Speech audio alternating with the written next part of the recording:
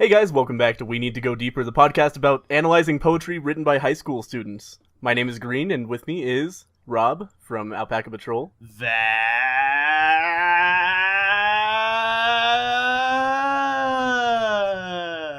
Austin from Last Grey Wolf. That one died. Hello. I was And Cam from Currently Dancing Cam. Hey, hi, how are ya?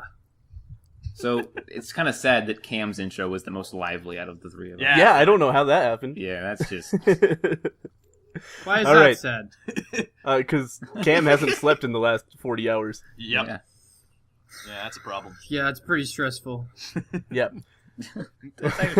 Mijamu I'm very stressful. Mijamu says, "Okay, start the podcast again." God damn it, Rob. It's a real option. Yeah. But anyway, Rob, you said that you had some gaming news to kick us off with. Oh, I so why do. don't you get started on that? I really do. Well, I mean, there hasn't actually been that much in the way of gaming news, but I thought this would be a funny one to go with just because of the quote. So this again is from Rock Paper Shotgun. I pretty much get all my news from Rock Paper Shotgun. By the way, you guys should follow that website or just listen to the podcast and never look at Rock Paper Shotgun.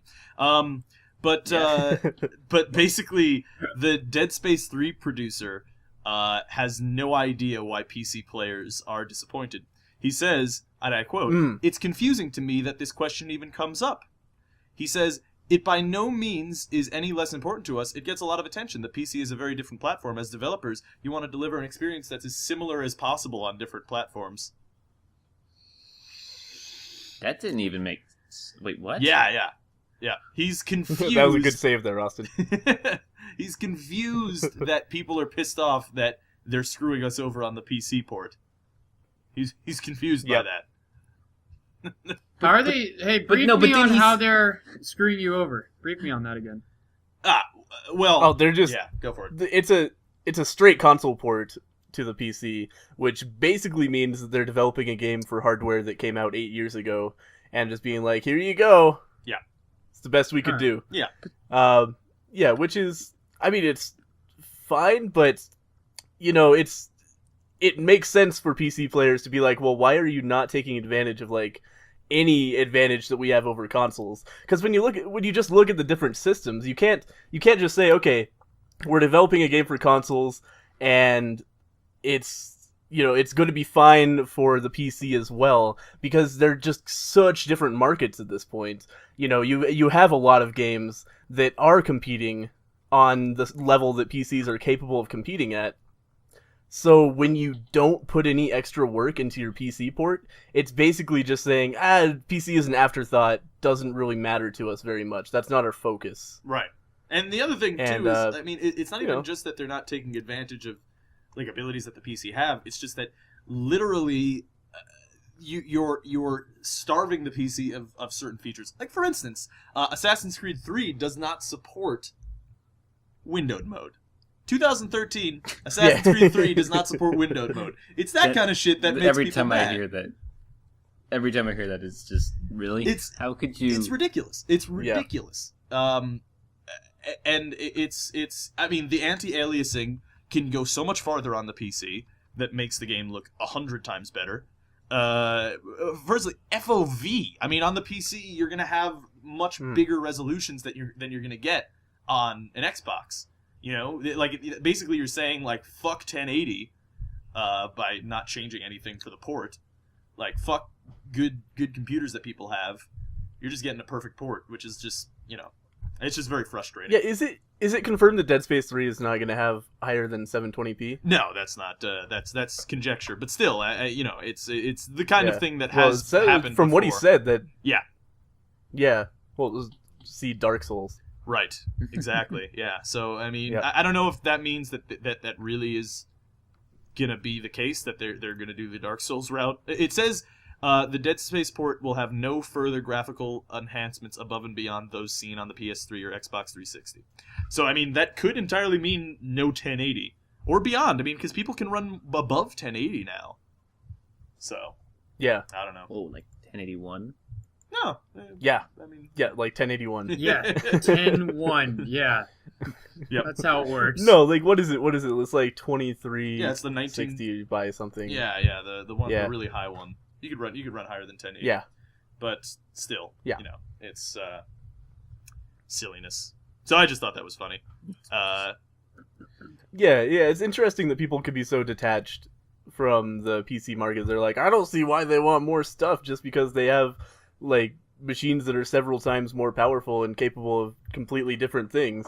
And just the fact that he said that also makes me feel like, what are the controls going to be like? Because the first Dead Space, if you guys have ever played the PC port of that, it's unplayable. Yeah, Unfucking playable because the mouse has severe acceleration and lag. Oh, not so it's like yeah. I mean, not only just that, it's not even like you can't play it with a mouse and keyboard because it has no support for it. So like the thing about Dead Space is that it does have support for it. Well, no, but here's the thing: it doesn't. So the game, if you guys have never played it, doesn't have a HUD, right? So like everything is done with like holographic images on your character.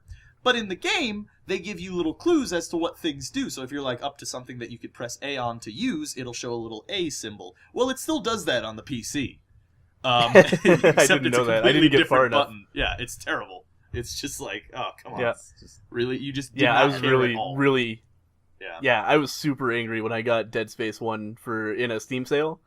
Because, I didn't even get far enough to notice what you were talking about, Rob, because I tried using the mouse and I was like, well, never gonna play this game. I googled a little bit to see if there was a fix for the mouse. There isn't. It's unplayable. It's so bad. There's no way you could ever like get into a fight in that game with a mouse.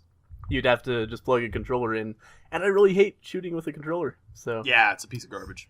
Yeah, disappointing PC series. It is not a piece of garbage. I must stick up for all console Yeah, gamers. I have to agree with Cam. Yeah, we're gonna be 2-2 here. It's just purely based on it's just purely based on what you grew up playing. Like I grew up playing Halo. Hey man, I'm not saying that console shooters are garbage. I'm just saying I don't like them.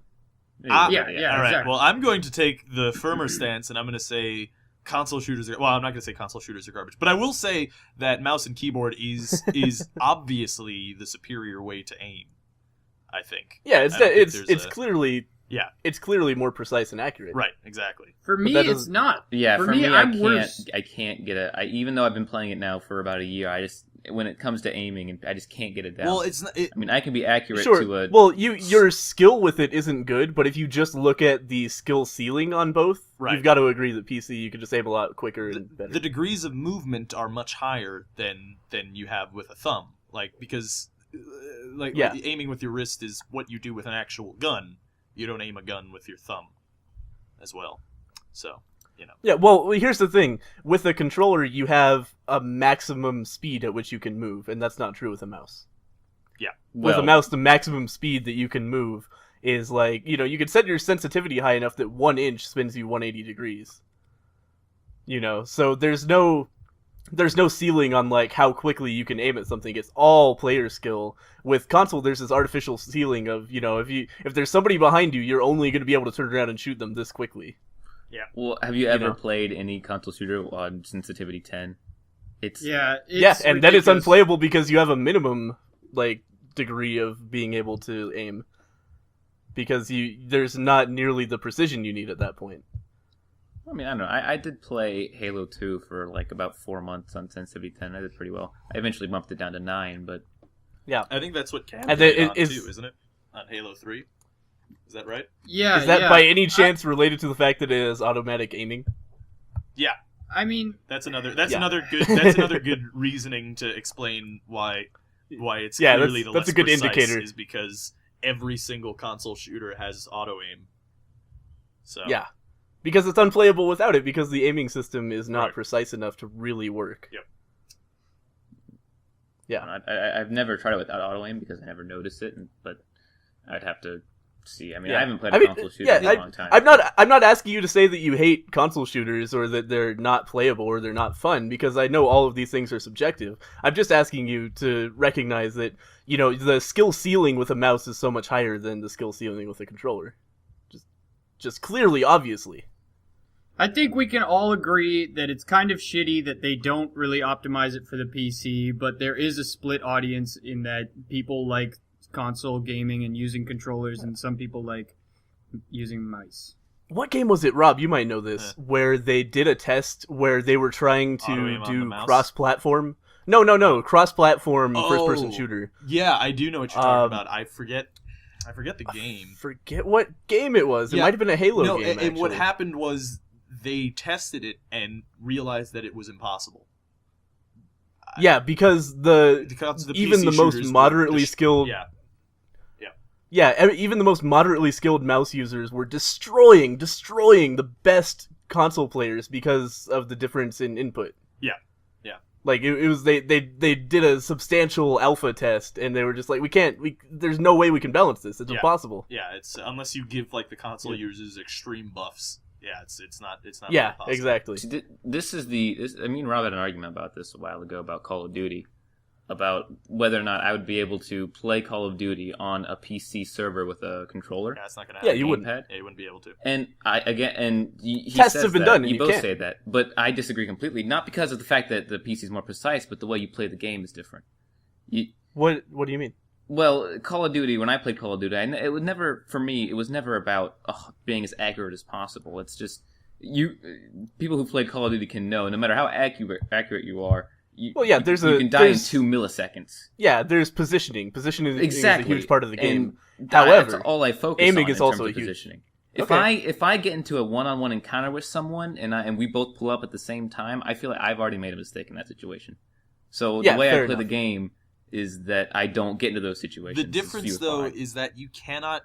The thing about Call of Duty on the PC, and I don't know if this is the same on the console because I never played it on the console, but I think, to me, when I played Call of Duty, and I was pretty good at the time, not to suck my own dick or anything, but the most important I thing wish. is checking corners.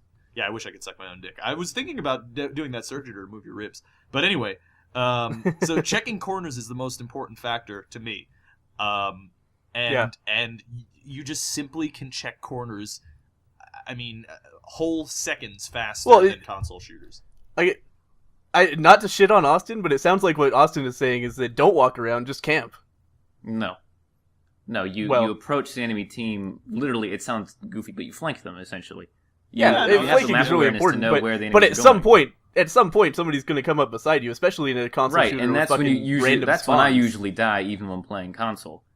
If you get caught and someone is and someone's facing you and you're not facing them, you're essentially 95% chance dead, console or PC. Fair enough. On Call of Duty.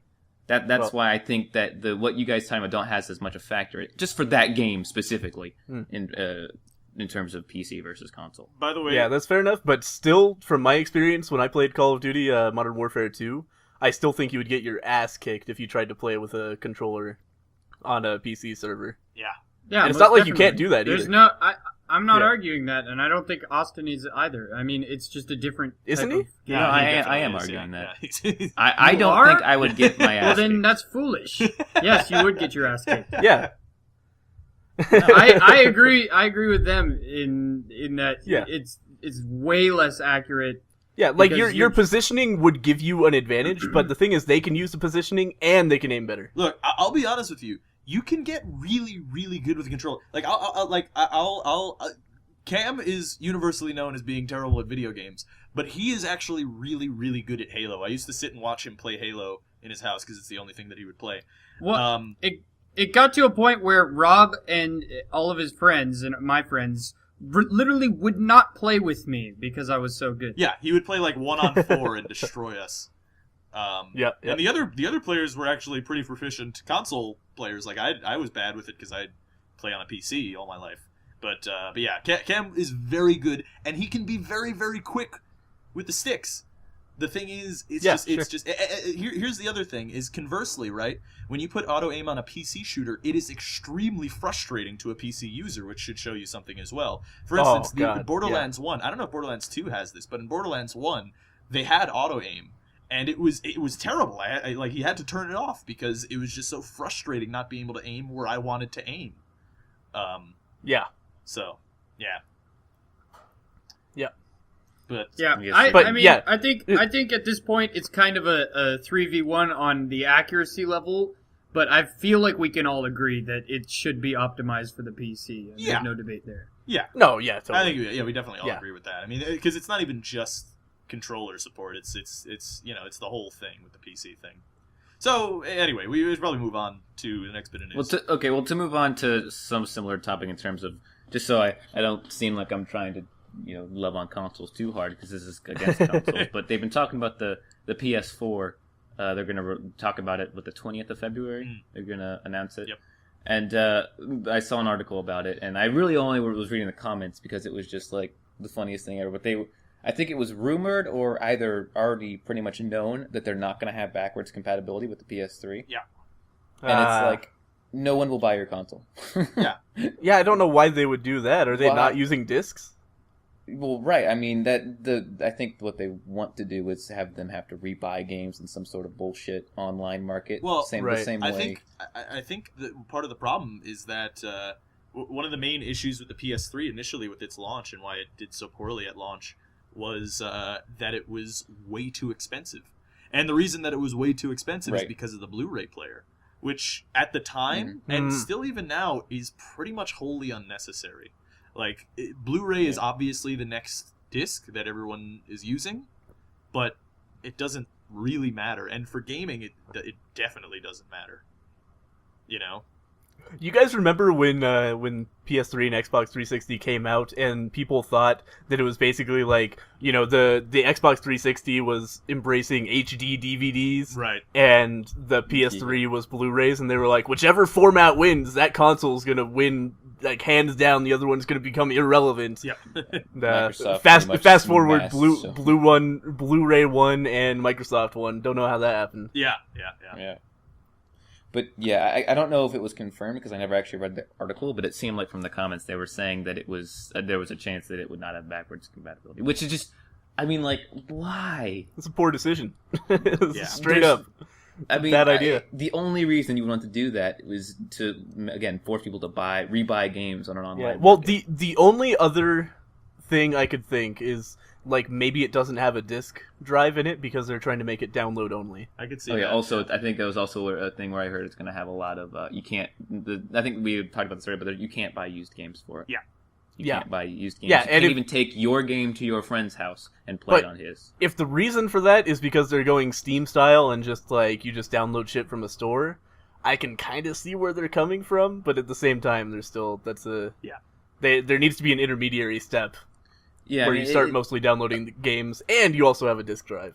I mean, I remember getting games like when I had the 360. Me and my friend would bring over his 360, and we would just exchange games and play each other's games, and it was a blast. And we would have whole nights where we just played each other's games, and it was fun. And that goes back to like NES days. Yeah, happened definitely. And who doesn't have an experience where you bring your box of games to your friend's house and you play together? Yeah, but you can't do that it's because that's losing them money because that's like piracy. Yeah, it is exactly like piracy. Yeah, you wouldn't download your friend's car. Yeah, you wouldn't. Sure, I would. Yeah. Well, yeah, I would if you had the option. Fuck Well, my that's the funny thing. Yeah. I don't know if we've gone over this before, but like I forget some comedian had this bit where it's like, yeah, like they use that argument, right? You wouldn't download your friend's car, and that's cool.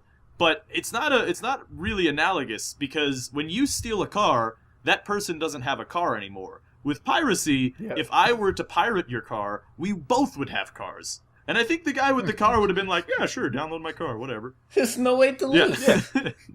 So, Yeah, just stay up all night and have a little Skype download going. Yep. That would be awesome. Next morning, you get to drive your friend's car. Yeah. I'd be down with that. I think the main reason it's a huge mistake is because a lot of the time when a person would bring over a really cool game to my house and I would try it out, I would probably end up buying that game. Right. Yeah. That's completely true. It's honestly just earning them more sales than it would be to just totally alienate all, people who like to play games with their friends. I mean, that's the thing with DRM. It's all just wasting money on so many levels. Yeah. It's all just like, because they have to spend the money to make the DRM, and they spend a lot of money researching them, way more than they should. They put a lot of effort into like, okay, now nobody's ever going to be able to crack this. Right. And then people crack it.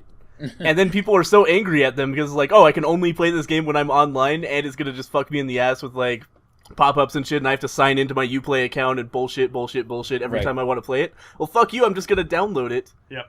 And not go through any of that, and also not pay you $60, because why would I really, at that point,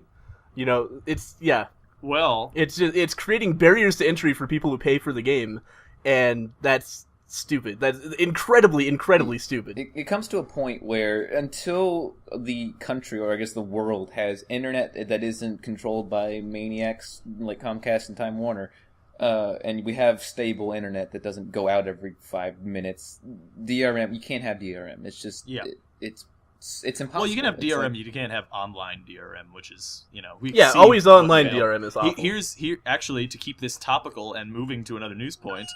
Whoops, sorry about that. That's my next news point.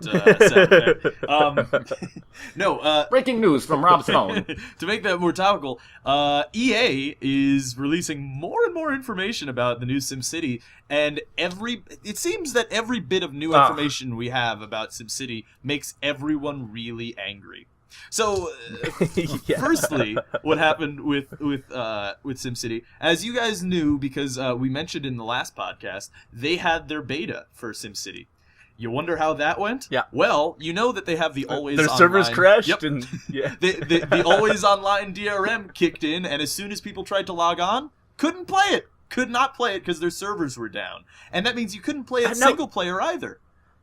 So... yeah. Look at all this beta information we're getting from. I swear to God, that happened recently with another EA game. What was it? I don't Somebody, know. or maybe it was Assassin's Creed 3 actually.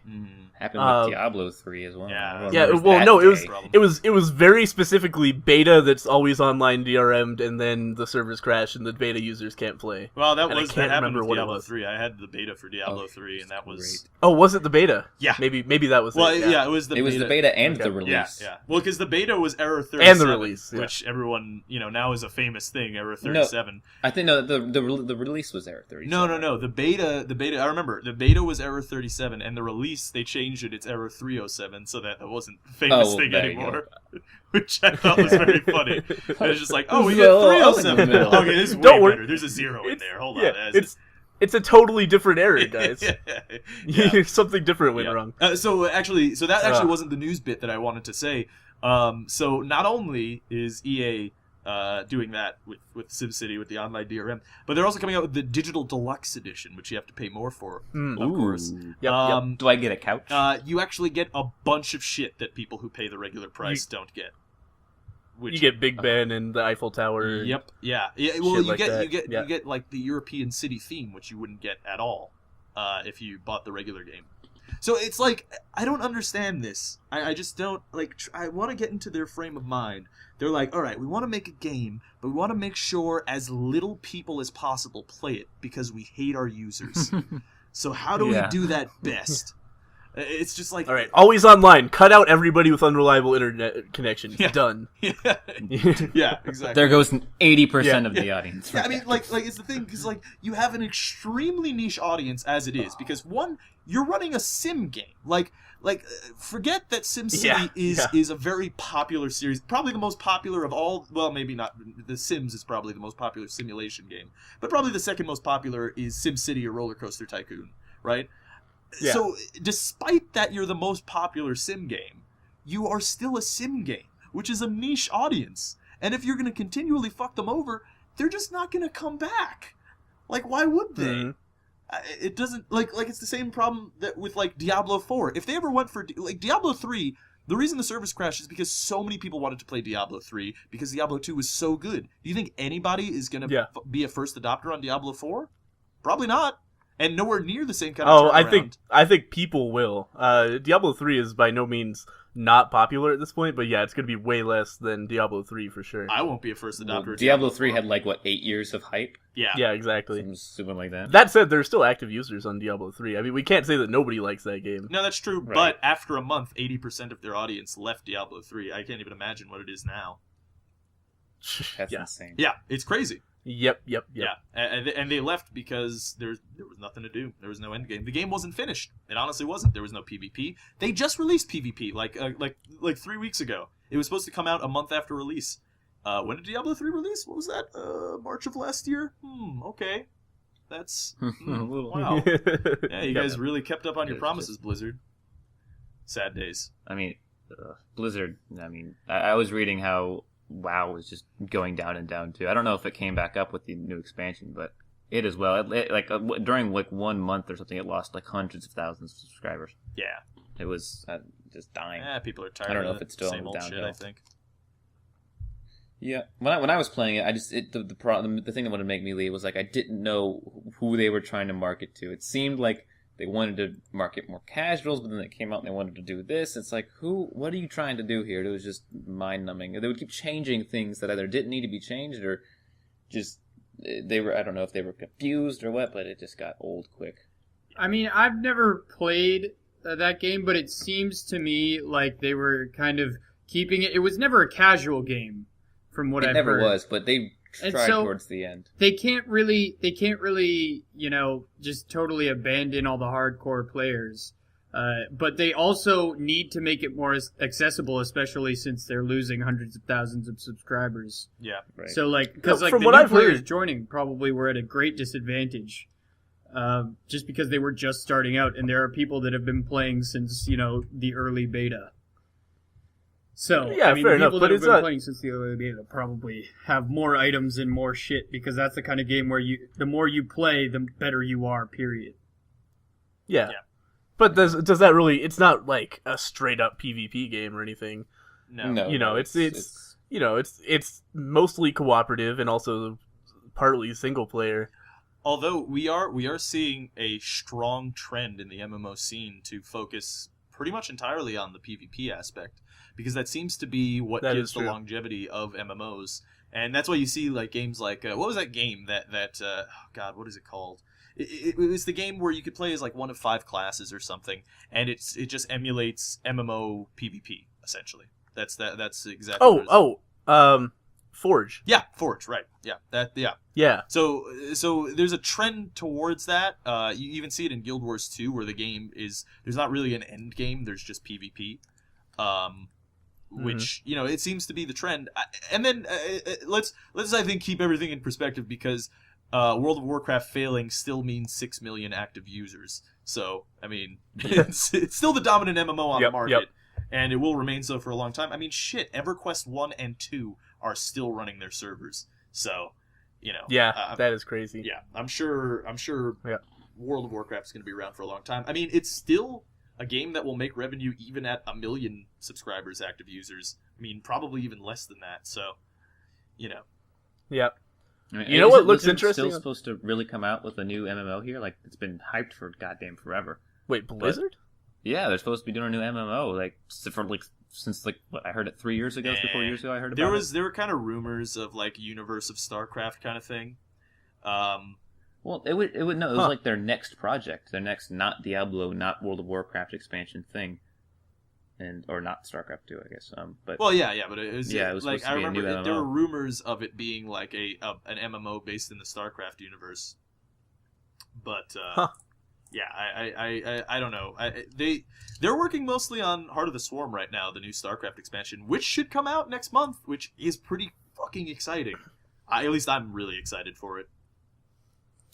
all right. Well, I just actually googled it. Their new MMO is actually going to be announced at BlizzCon this year. Huh. I think it was called Project Titan. Oh, that does sound a little bit Oh, familiar. yeah, no, I've heard of that. Yeah, that looked actually pretty fucking cool. Yeah, when Yeah. is BlizzCon? It's in November. Yeah. Ah, well, I think. yeah, so a little ways away. You know what else looks kind of cool in the MMO scene is Elder Scrolls Online. Yeah. Have you guys looked into I that am at all? so on the fence about that stuff. Yeah, I'm super on the fence about Well, it. I really don't know how I'll to be feel. honest. I thought it looked like a piece of shit when I only heard rumors of it, but I saw the trailer that they put out. It looks pretty cool. I'm not gonna lie. It actually looks like it pretty could be cool. okay. Yeah, it looks pretty fun. Yeah. Yeah, I don't know. Like, it's so hard, so hard to get anything from a trailer. Yeah. Like I saw a video. I'm not sure if this is the one you saw, Rob, where the developer or one of the developers was just going through and saying like, "Here's all the shit that we don't like about MMOs, and we're fixing it with Elder Scrolls Online," and going through a lot of cool stuff like that. And he made he said a lot of things that made the game sound fun, but you can do that with any game in development. Right. Most games. So we shall have to see. Most of the Right, I mean, trailers but, are always like, "We're breaking the mold here," and then it's always the same. Yeah. shit anyway. But Explosion. yeah, the interesting thing about Elder Scrolls Online to me is that it does have the following to potentially rival World of Warcraft in a way that hasn't really been done yet. Because Elder Scrolls is such a major series, and Bethesda is such a major company that it will get the attention to rival World of Warcraft in at least a small way. And if it's really, really good, could potentially be the next MMO that we hear about for the next long time. Keep in mind, but we shall see. Keep in mind, here's a couple things to keep in mind. One, it's actually being developed by a subsidiary of ZeniMax, which is Bethesda's parent company. Bethesda Softworks, the developers of the Elder Scrolls series, have almost no creative control over it whatsoever besides story implementation. So they're not even touching it, which is one factor to keep in mind. The other thing to keep in mind is, they say that about almost everything that comes out. Like, for instance, The Old Republic, I think, is a good example of people saying, like, oh, yeah. this is finally it. We finally have the World of Warcraft MMO killer. And the main problem... Well, the thing with that is, if it was a good game, it could have done it, but it was terrible, so it didn't. Well, here's the thing. It wasn't necessarily a bad game, if you like, World of Warcraft, because it pretty much directly emulated World of Warcraft. Now, the reason that I was pretty... wary of Elder Scrolls Online when they first released details about it is they said, yeah, it has a lot of World of Warcraft-esque mechanics. It's going to look a lot like World of Warcraft. And I was just like, oh, facepalm. Here we go. Yeah. Because the thing is, here's the thing. When you're going to play an MMO, right? If I'm going to jump into a new MMO, and this is why the trailer actually brought me more on board, because they have like blocking mechanics and they have stamina and all that stuff, and that seems cool. They do have a hotbar for casting skills, but that like action-based combat seems actually cool and different from World of Warcraft. The thing with the Old Republic is if you're just going to emulate World of Warcraft, then why don't people just play World of Warcraft? And that's what happened. Because if you make a game that's just like WoW, people are just going to play WoW. You already have WoW. And one, you're going to start off, you're probably not going to have active PvP. You're not going to have all the raids. You're not going to have the breadth of content that Blizzard has in World of Warcraft that they've been developing for 10 years. So that's not going to happen. And you're not going to have people already addicted to it, keeping it alive. Exactly. So I mean, that's... all the people who are already addicted to WoW are like, why would I give up my incredibly high-leveled character and all of this stuff I've accomplished to start over in a game that's exactly the same? Yep. Exactly. I think that's the main blow against them. That's why MMO. Oh, go ahead. Oh no, I was just gonna say it's not like people deciding between it and WoW. It's people who are already playing WoW. You need to get those people out of WoW so that you have a base, like a core base of MMO players who are keeping your servers alive while you market and expand your viewership. And they didn't have that at all. Nobody would adopt it who was gonna stick with it. It was all like, I'll try it out. I don't really like it. I'll leave. Yep. Most people just buy the 1 month subscription and are just like, well, just like World of Warcraft, I got my fill. I'll leave. Yep. Because you're not. Yeah. I don't see MMOs like. I haven't seen an MMO that I've seen that could be like successful. Even let me explain this a little better because I kind of ruined that sentence. WoW. The reason I played WoW wasn't because of the gameplay in terms of like leveling up and going through the story. That's horribly boring. And it gets old. I mean, I guess the first time you go through it, it might be fun. But even then, once you do it one time, you've seen it. It's like, you don't need to see it again. It was, again, the end game was the reason I kept playing it. Because, you have PvP, PvE. And that was fun and challenging and kept me coming back. But, I mean, if you don't focus on that, if you didn't have to focus on, like, making the game itself fun, making playing through and leveling up fun.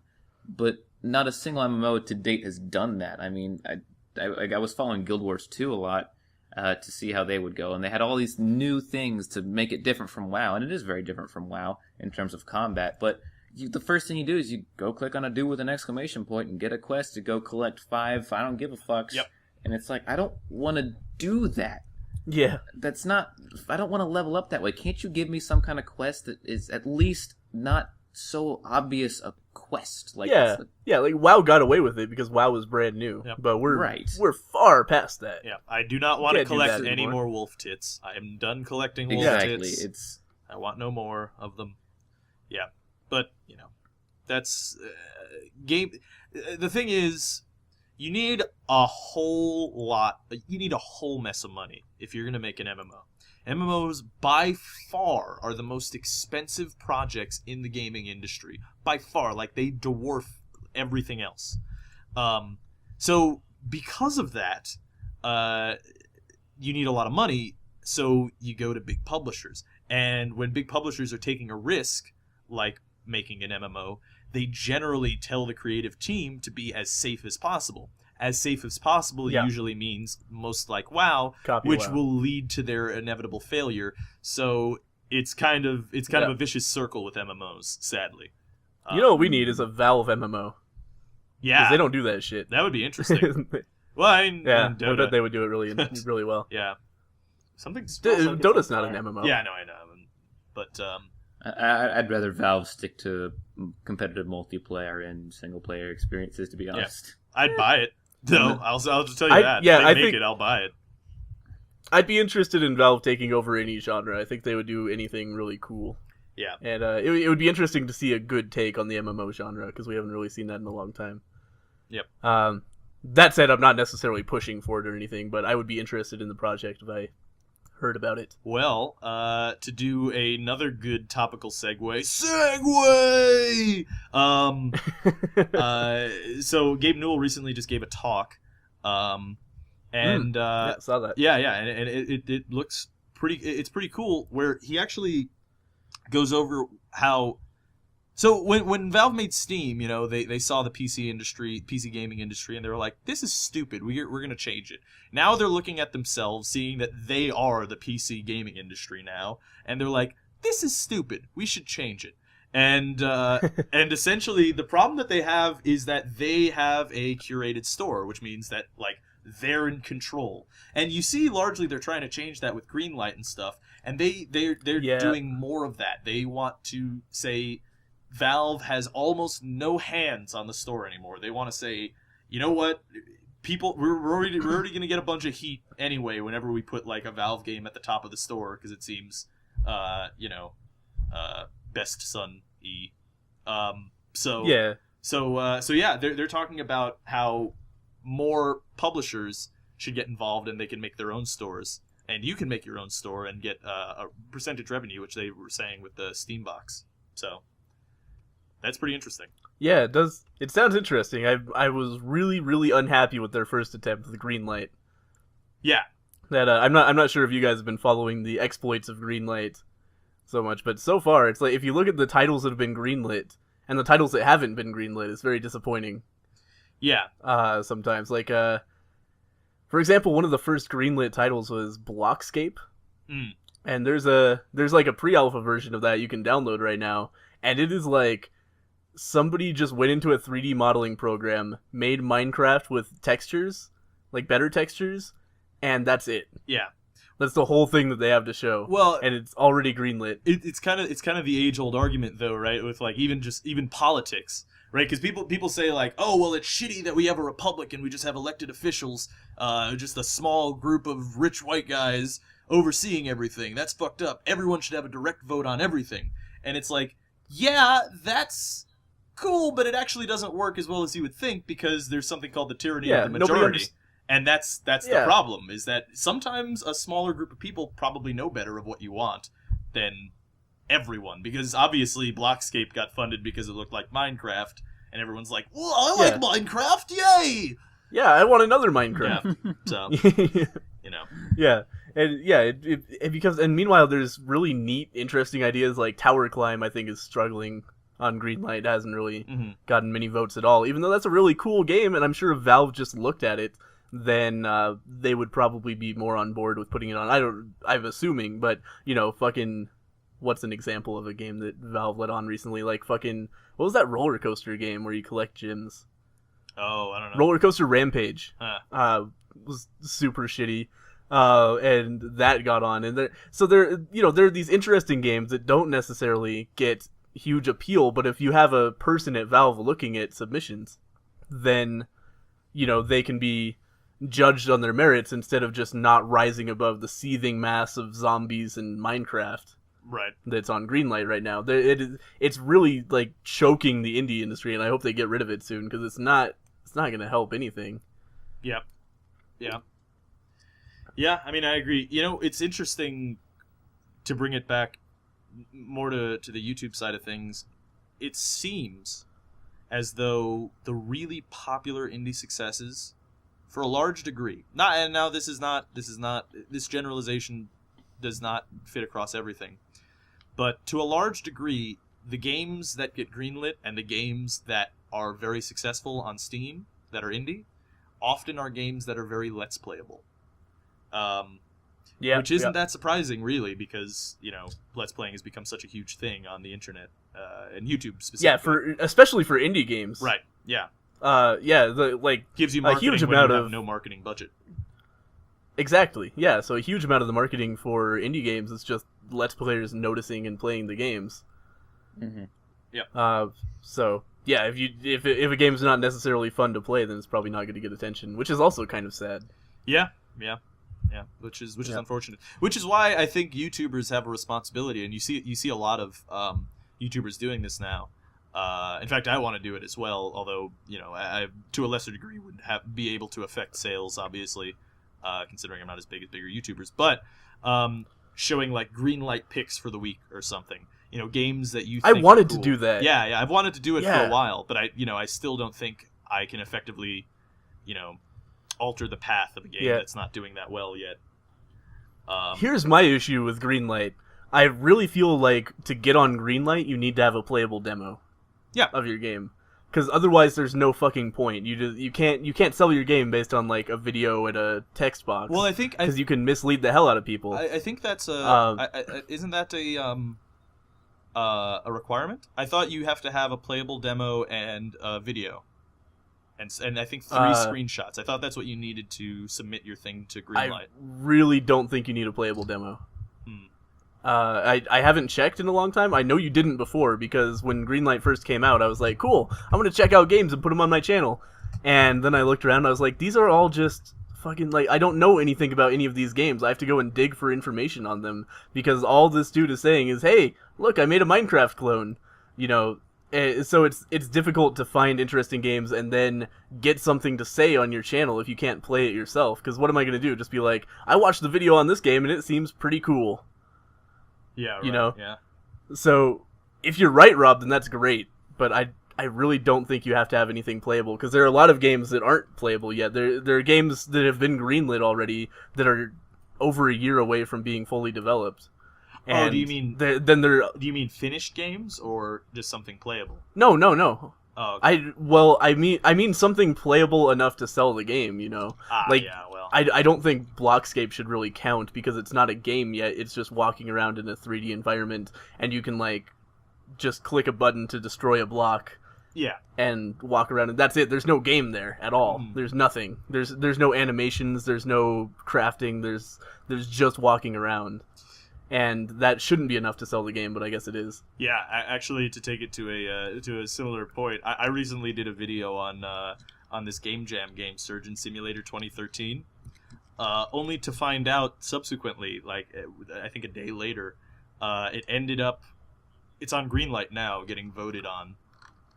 And if you saw the video on that game or you played it, it's not a game. Like, it's a fun little thing to mess around with for, 10, 15 minutes, but it's not a game.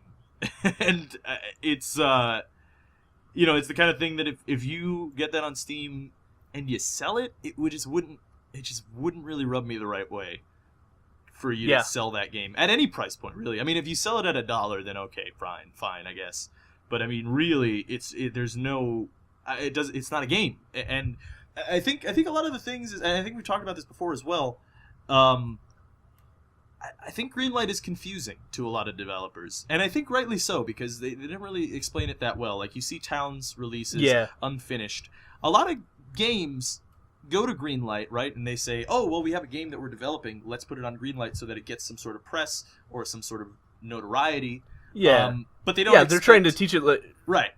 They're trying to treat it like Kickstarter. Exactly. And they don't expect that people are going... Like, I don't think people really expected them to be able to sell their games immediately before they actually released. Like, even from my perspective, when I first heard about Greenlight, I thought it was like, oh, your game will get in the Steam store when you are accepted, right? Like, when you can get voted up, and then when you have a finished game, you put it on Steam, and that's fine. But as soon as you're Yeah. greenlit, your game is for sale. And I think a lot of developers were confused by that. And Yeah, just put totally. up totally unfinished messes of games, which is exactly what happened. Yeah. People have this bad taste in their mouth over Greenlight. I still think it's a good idea, though. I still think it's a good idea. I mean, it's Valve saying, "Hey, we're gonna take our hands out of this because obviously people are really pissed off at us, not accepting games that they want and then accepting other games that they really don't want." Yeah, I mean it's a decent idea, but at the same time, It's the right I just direction. don't think it's gonna work. Yeah, it It's doesn't necessarily kind have of, to. but I can't imagine how to improve it. I can't imagine how to make a system where it's just like the masses of PC gamers decide what is allowed to be sold works. That's, Well, you know? Steam thinks they know because that's what Gabe Newell was talking about, right? And that's what he's doing with the Steam box. Is that he wants to say like, hey, anybody can have a store now. You'll make a percentage of your sales on your store, and it's games that you think people. But that's the play. thing. Who's gonna host the games that people are selling? Yeah, I don't. Well, You know, it's kind of on a ambiguous certain right level. now. Yeah, on a certain level, it costs Valve something to sell a game. So they have to be choosy about what people are allowed to sell using their servers, their download system. I don't know. They can't just like host infinite games forever. No, You know? I don't know. I mean, really, that's the kind of thing The- that time will tell. I think because we can't really know until they release Yeah, what their model is. I think always. When I hear what he's saying, I think you choose from games that are already on Steam to sell in your store. Yeah, that's what I it don't- seems I don't like think to you me could as just- well. I don't think. Yeah, I don't think you put any can game on take non-Steam games and put them into your store, which makes it a completely separate issue from what we're talking about with Greenlight and things like that. Because it doesn't solve the problem of what games are allowed to be sold on Steam. Yeah, yeah, It just changes the way they're sold. yeah. But it kind of solves that issue of games that don't get notoriety potentially getting notoriety where they normally wouldn't. Like, say for instance, Total Biscuit hosted a store, which I'm sure he will once that project comes out.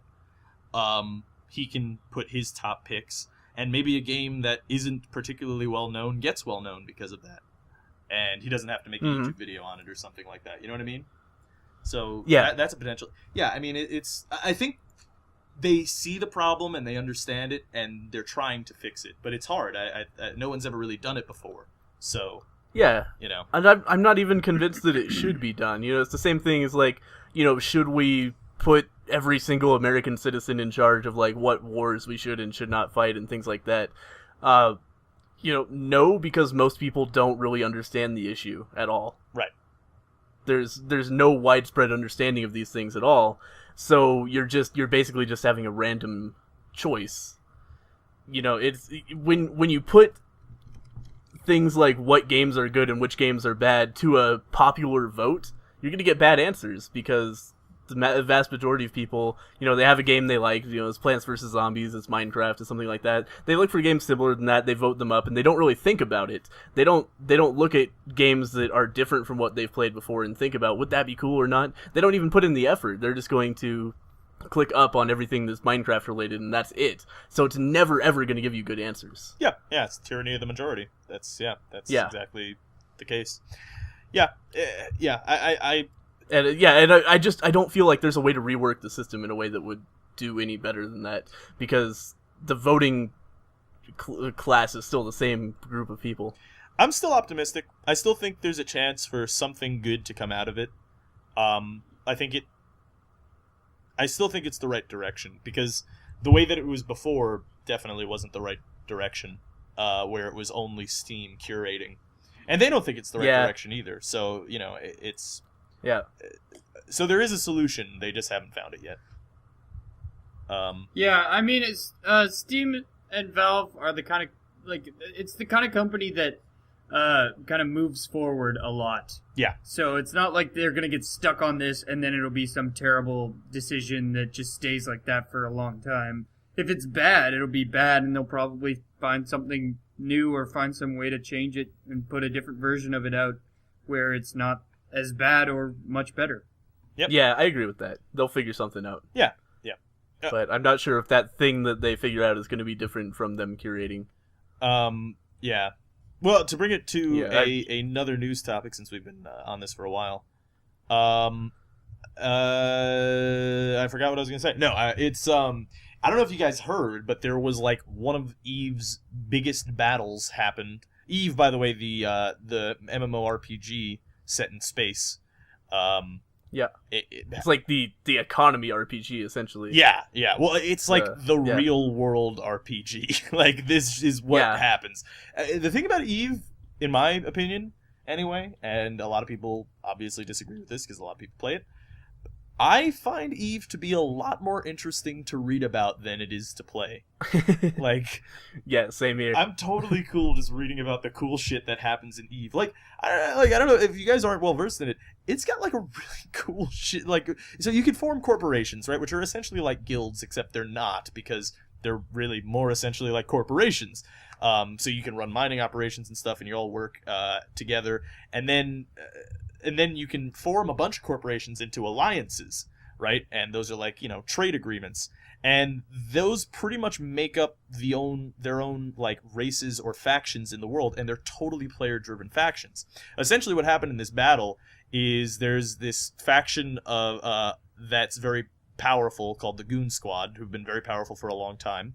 And they were formed by the guys at the Something Awful forums, and they become extremely powerful. They hold this huge trade empire across Eve, but more recently, in the past few months, the Reddit faction, which I forget what it's called.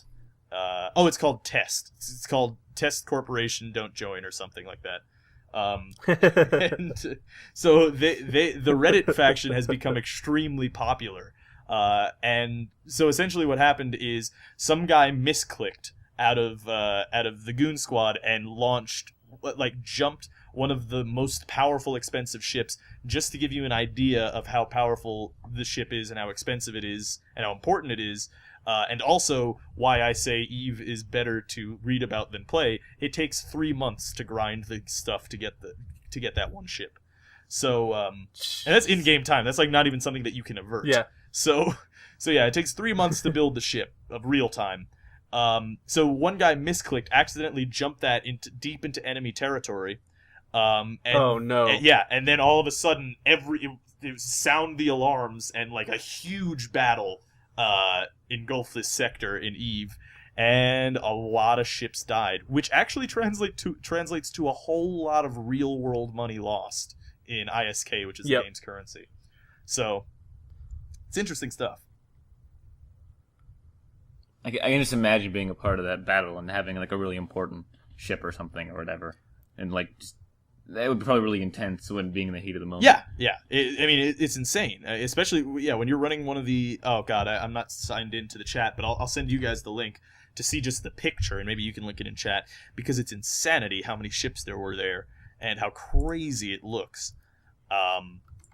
And actually, I don't know if you guys heard about this, but the guys who make Eve are making are making this game called Dust 514, which is pretty cool. It's gonna oh my God. It's insane. It's insanity how big the fucking. By the way, the ships that you see in that image are only the capital ships. So those are like the most expensive ships. What you don't see is that there are hundreds upon hundreds of tiny ships in between all of those fighting as well. So there was like well over 1,000 ships there. But anyway, so they're making Dust 514, which is pretty cool because it's a first-person shooter that you play completely standalone if you want to. It's similar to PlanetSide in that it's huge battles, but they're actually linked to the EVE Online world. So say if you want to, siege a planet or something, then what you're essentially doing is you're starting a Dust 514 server for anybody to join up on either side. And how that battle goes in the actual first-person shooter is how the battle actually goes on EVE Online. What? Yeah, it's crazy. It's really cool. Yeah, that is insane. Yeah, it's great. So I mean, what's also really awesome about it is now you can get a bunch of casual people like say myself who doesn't want to do the micromanaging everyday, literally work-like stuff of EVE Online, and just play a first-person shooter and still be involved in what's going on in the geopolitical landscape of this insanely massive game. I'm just imagining being in the position of that one guy. That one guy who clicked that button. Oh yeah. Yeah. Being like, Whoops. just appears right in front of this ship. And Yeah, like, they're gonna send oh. people to his house in real life to kill him. Yeah. He's not getting control of the Titan for a long time. This is gonna be like the biggest oh shit Yeah. moment you can have Yeah. in the game. Yeah. It's crazy. Right, how- they should have like a physical key that you have to turn on your keyboard before you can do something like that. yeah. Like a Yeah. To An give EVE Online keyboard. to give you guys a taste, by the way, in case anyone never heard about it, of why Eve is just so goddamn crazy, is so like your ISK, which is your money in the game, is tied up in your ships and your assets, really, like it is in real life. So when you die, you actually lose whatever you lost, and that's a lot of time that you spent. So Yeah, which translates into real world money. I it imagine. does, yeah. And the reason that it translates into real world money is because you can actually spend ISK on subscriptions, so that you could keep playing for monthly. So it takes supposedly it can take as little as 3 weeks, but usually up to like 2 or 3 months to start generating enough income to play the game for free, which is pretty cool. Yeah. The other thing though is that because all your assets were tied up, you needed a banking system so that people could have some sort of insurance, right? So this one guy decided that he would be that guy, and he became basically the Bank of Eve. So he started with a few people. He's like, hey, let me hold your money. I'll keep it safe. No one messes with me. He's like Fat Paulie. Like, nobody knocks off Fat Paul. So, you know, so he started keeping money. He started keeping more and more money. He had to make a corporation where he had a board of executives, and he had a bunch of people overseeing all these transactions, these trades that are happening all the time. He became basically an investment bank. And then he did exactly what people are terrified of in banks, is he basically ran a Ponzi scheme. Eventually, he just took all the money and ran. And then it crashed the economy. Everyone didn't have money because everybody was using that player-generated banking system. Which is just it's crazy that you can play the game and just become a banker. Not that it's coded into the game. Yeah. It's not. He just did it. Yeah, he just did it. Yeah. And couldn't just all the players band together and go and hunt him down and kill him at that point? Yeah, but see, the thing is, like a bank, that money isn't necessarily like in one place. It's tied up in a bunch of assets. Yeah, you can't just get to his safe. Yeah, right. Right. Yeah. But you can steal his ships. You can ruin him. Yeah, well, I'd imagine like nobody's ever going to trust him again or not shoot him on sight. Oh well, he gave up on the game after that. He just took all the money and run. I think he translated it into money and stuff. Yeah. And see, that's where it differs from real world. Yeah. Real world, you start up a bank and then run away with a bunch of people's money. You're gonna die or go to jail. You know. Yeah. And but in the game, you could just translate to real life, and that's it. Yeah. Yep. Unless people want to hire a real hit on you. Yep. Yeah. You hire hits. They're mercenaries. It's crazy. It's like the real world. It's... No, I mean a real. I mean. Oh a real yeah, life I know what you mean. Yeah. Yeah. But it's pretty nuts. Insanity that game. Yeah, I wonder. Do you have any idea how much real money is that bank translated to? Well, let's see. I think when I read it originally, the real money that it translated to was, I think, $150,000. Okay. Yeah. Let me see. Yeah, nothing compared to a real bank, but still really substantial. Okay, here we go. USD to ISK exchange rate on Bloomberg.com. On Bloomberg.com. All right, so it's 125.57. Actually, ISK has actually dropped very recently. I can't believe that. They literally. I'm gonna show you this so that you get an idea. This has a literal. This is insanity. It's so insane. Oh my fucking god! That I say insanity as insanity. That's how insane it is. That is crazy. Yeah. Stock trading through a video game. Yeah, so there are oh, you know what that is? This is crazy. Okay, so recently there was a thing in EVE called Burn Jita, which a lot of the players in the game didn't like what the developers were doing with this new patch. So what they decided to do was start a rebellion, and they basically attacked this player-created trade hub called Jita, which just naturally formed as the biggest trade hub. And they all attacked it and broke it down and destroyed it.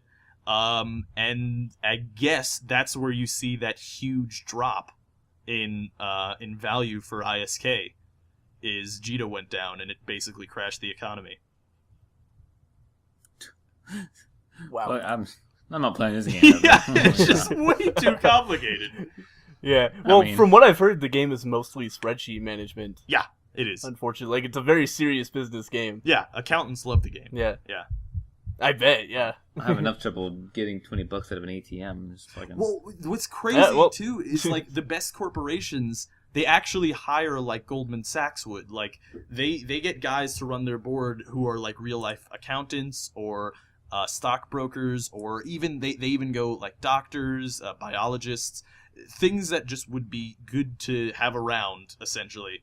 Because that's what Goldman Sachs does essentially, is they don't hire just the best tax guys, they hire the best in every field because it's just good to have around. So Yeah, so they know things about the companies that are investing in, I imagine. yeah, essentially, yeah. Yeah.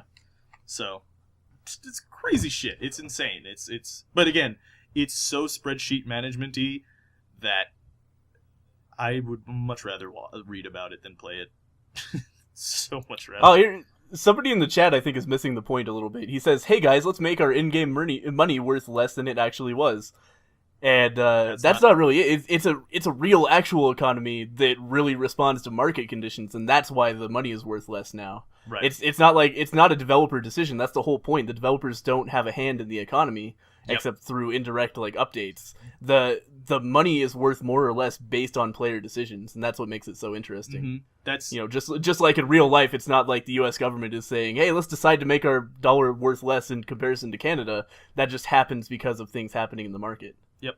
That's actually true. That's exactly what makes it so interesting, because it is just a perfect market simulation. Because the developers have no hand in it. They stay away. They actually publicly always say, like, yeah, we're fine with our players doing this. Like, you guys do whatever you want. Like, they were really excited for Burn Jita. They thought it was really cool that the players were revolting. Yeah. Yeah. So, it's pretty cool. Yeah, it's cool. That's the whole point. You don't put developer regulation into the thing because that just throws the whole economy. It makes Unless the economy you're World of Warcraft. disinteresting. Yeah.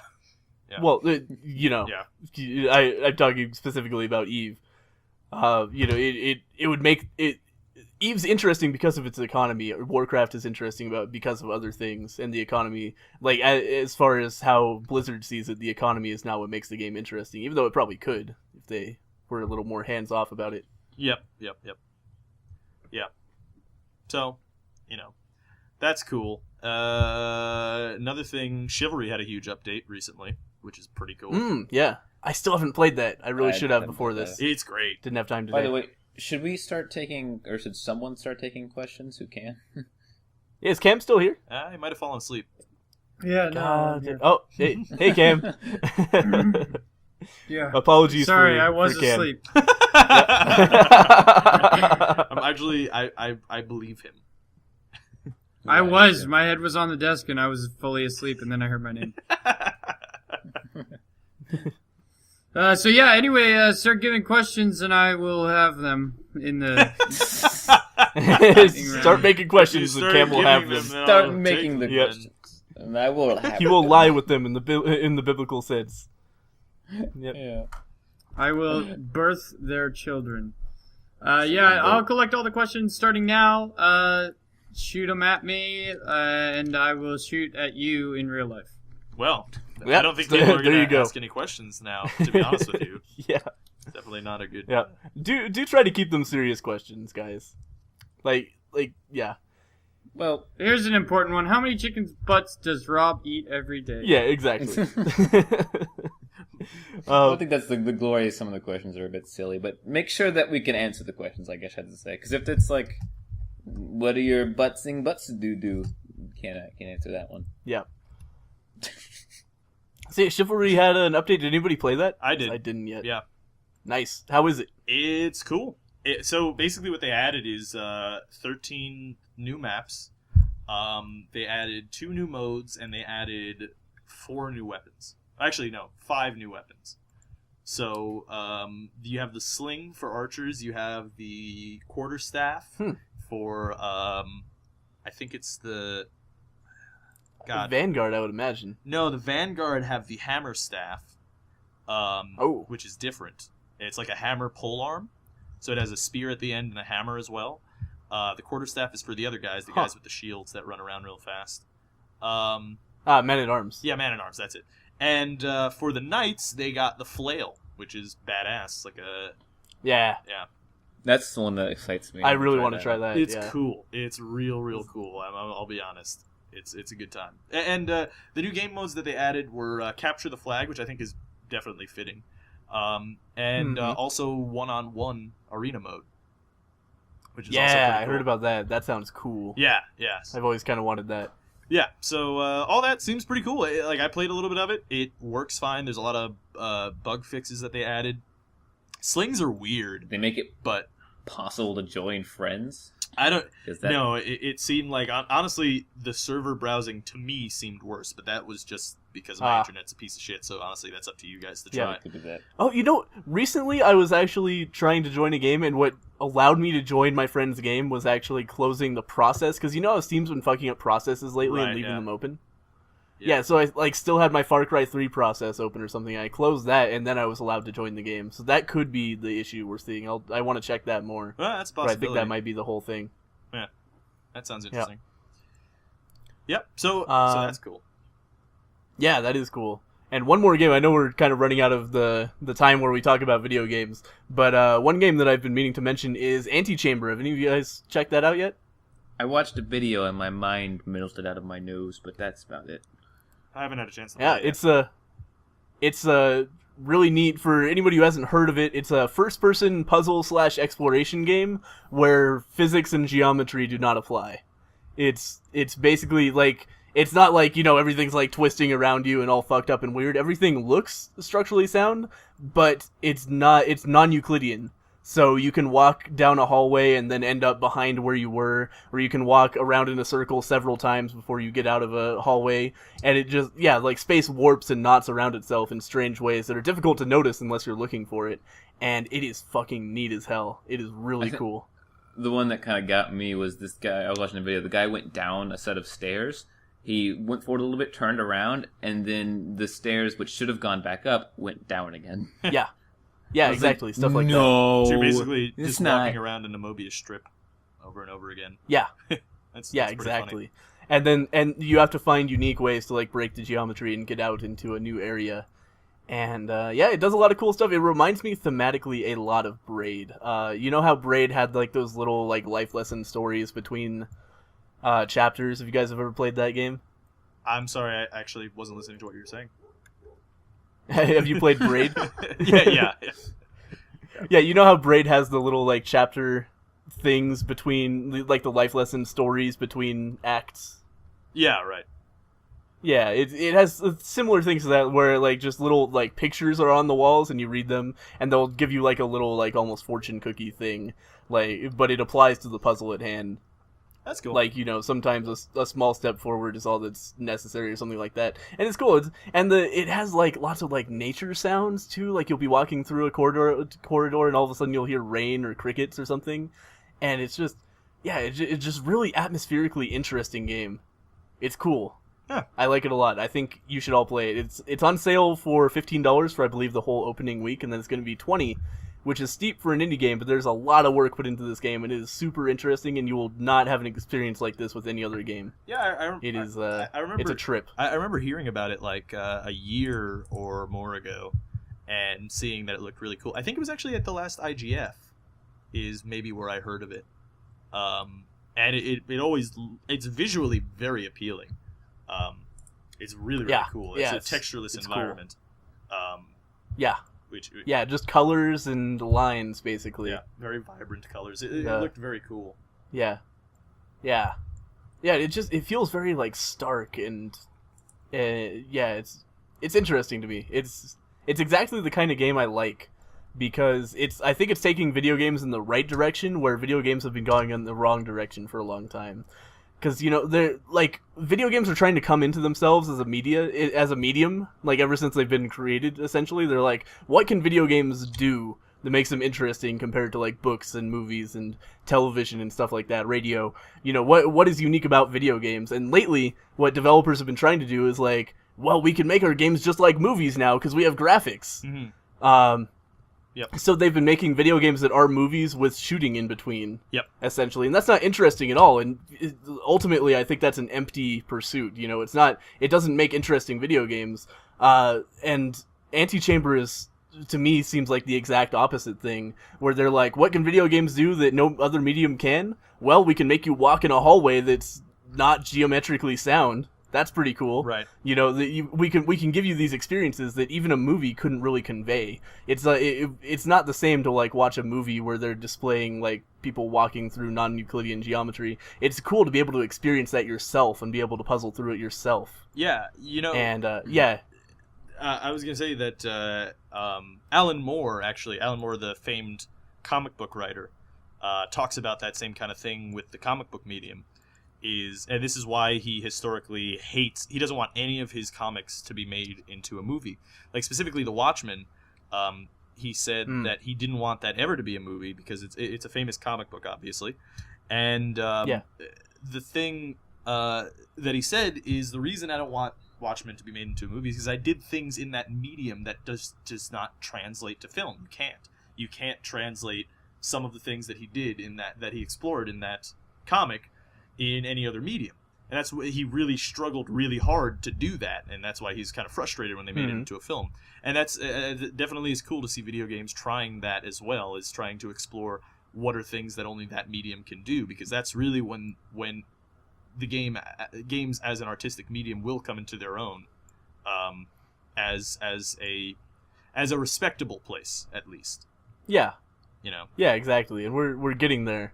Right now we have a lot of like Spec Ops: The Lines, where, not to shit on that game, but basically that game they're trying to tell an interesting story that would be better in a movie in a video game. Right. Still. Yep, exactly. You know, and it's interesting and thought-provoking, but it's still not unique. It's still not something that video games are good at. It's still something that movies are good at.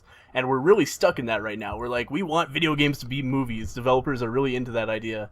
Yeah. And I think it's a dead end ultimately. Well, that said, though, I can attest for sometimes you can have that cinematic experience translate extremely well into video games, into a point where it's better to experience it as a video game. For instance, the Uncharted series, I think, does that really well, where they make these extremely huge set piece moments that are that are extremely exciting and awesome, and it's more awesome because you're controlling the story. Whereas still it's extremely linear and it's extremely cinematic, yet it's much better in a video game than it would be in a film. Despite the fact that it is basically a movie. You know? Right. There's less player involvement than there would be. Yeah, and I'm fine with stuff like that. I'm not necessarily saying that's terrible, but I am saying that we need to blend that with things that make video games make it what's awesome. Definitely, I agree. You know? Yeah. So anyway, Cam, you still awake? Yeah, I've been collecting questions. People in the chat have been yelling at us, like, as if we're talking over you constantly. Yeah, God, I'm Let trying Cam to get talk. a word in. Yeah, I'm trying to get a word in here. Oh, I have so many opinions. So do you guys want to move on to the lightning round here? Yeah. Yeah, I've talked about all the video games I want to talk about. Sounds good. Well, I will summon the little energy that I have left in me to say that last sentence, and now I'm going to bed. See you guys later. Then I will go to bed now. But so here we go. So first question of the lightning round. Welcome back, everybody. Green, would you like the nickname Greenie Weenie? Not particularly. I mean, I wouldn't mind it. It wouldn't piss me off, but I don't know. It's not really my style, I think. Okie dokes. Question: what's the first MMO you guys have played? RuneScape. You guys are the losers, nerds. I played it when it was cool. I don't. Yeah, me too. I honestly don't know. It was never cool. It was cool.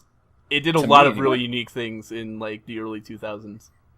Okay, my question is, and this is a really noob question, so laugh at me if you will, but I'm very tired. What constitutes an MMO?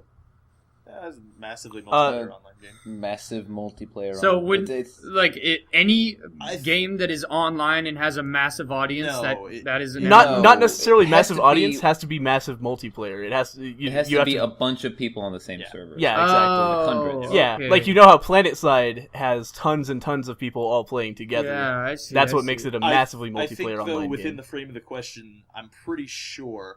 Now, of course, I'm sort of assuming, and you know what happens when you assume. Yeah, as It in makes You're doomed. But Yep, makes a big butt. Yep. So I'm just gonna assume Yeah. the hell out of things just so that I can be bootylicious. But no, I think they mean an RPG specifically. So Yeah, really they falls could, into but that. if they said MMO, I would assume they mean MMO, really. Because and especially like back when we were playing our first MMO, I don't think there were MMOs that weren't RPGs anyway. Well, Yeah. PlanetSide, the So. original PlanetSide is pretty old, and that was also Really, how old is that? pretty old. I think it was like early 2000s, maybe 2001. Really? Let's see. Planet. Google. That seems absurd to me. I can't believe it was possible to make an MMO FPS that early. Yeah, 2003. Ah, wow. Yeah, it's That's it's neat. a very old game. Yeah, and it was Yeah. really, really big, and no one really did anything like it until that one PS3 game that failed miserably. I forget what it's called, like Mac or Oh, something, what was- or well, Max or some shit Yeah, like it was that. like Max something. It was so yeah, bad. it was supposedly really bad. They did a poor job with the netcode apparently, and it was super laggy. And it's like at that point, if Yep, if you're trying to run the game and it's super laggy, then why even release it? Like that seems silly. Right. I mean, they weren't sitting there playing with like 200 people being like, "Oh, this totally works." Yeah, they were probably all playing in their control group studio with people Yeah. on the same internet connections. That's like a T1. Yeah. They're like, wow, this works Yeah. great. all linked up on LAN. Like, "Oh, dude, like this is the best ever." Yeah. Yeah. No, I can't imagine they would release a PS3 game without playtesting it. Yeah, no, they did. But Well, I'm sure they just couldn't do it and eventually just released it. There's Tried to people hide just the have fact that they couldn't inconsistent do it. Yeah. connections, and also, I don't think either the Xbox or the PS3 has comparable net compatibility with PCs and stuff. But anyway, first MMO I ever played. Actually, this is going to be way more embarrassing than RuneScape. I think the first one I ever played was a free-to-play MMO. It might have been Rose Online, it was really bad. It was really bad. It was like this Korean MMO that was like really corny and had like these silly androgynous anime characters. It was bad. Yeah. It was real bad.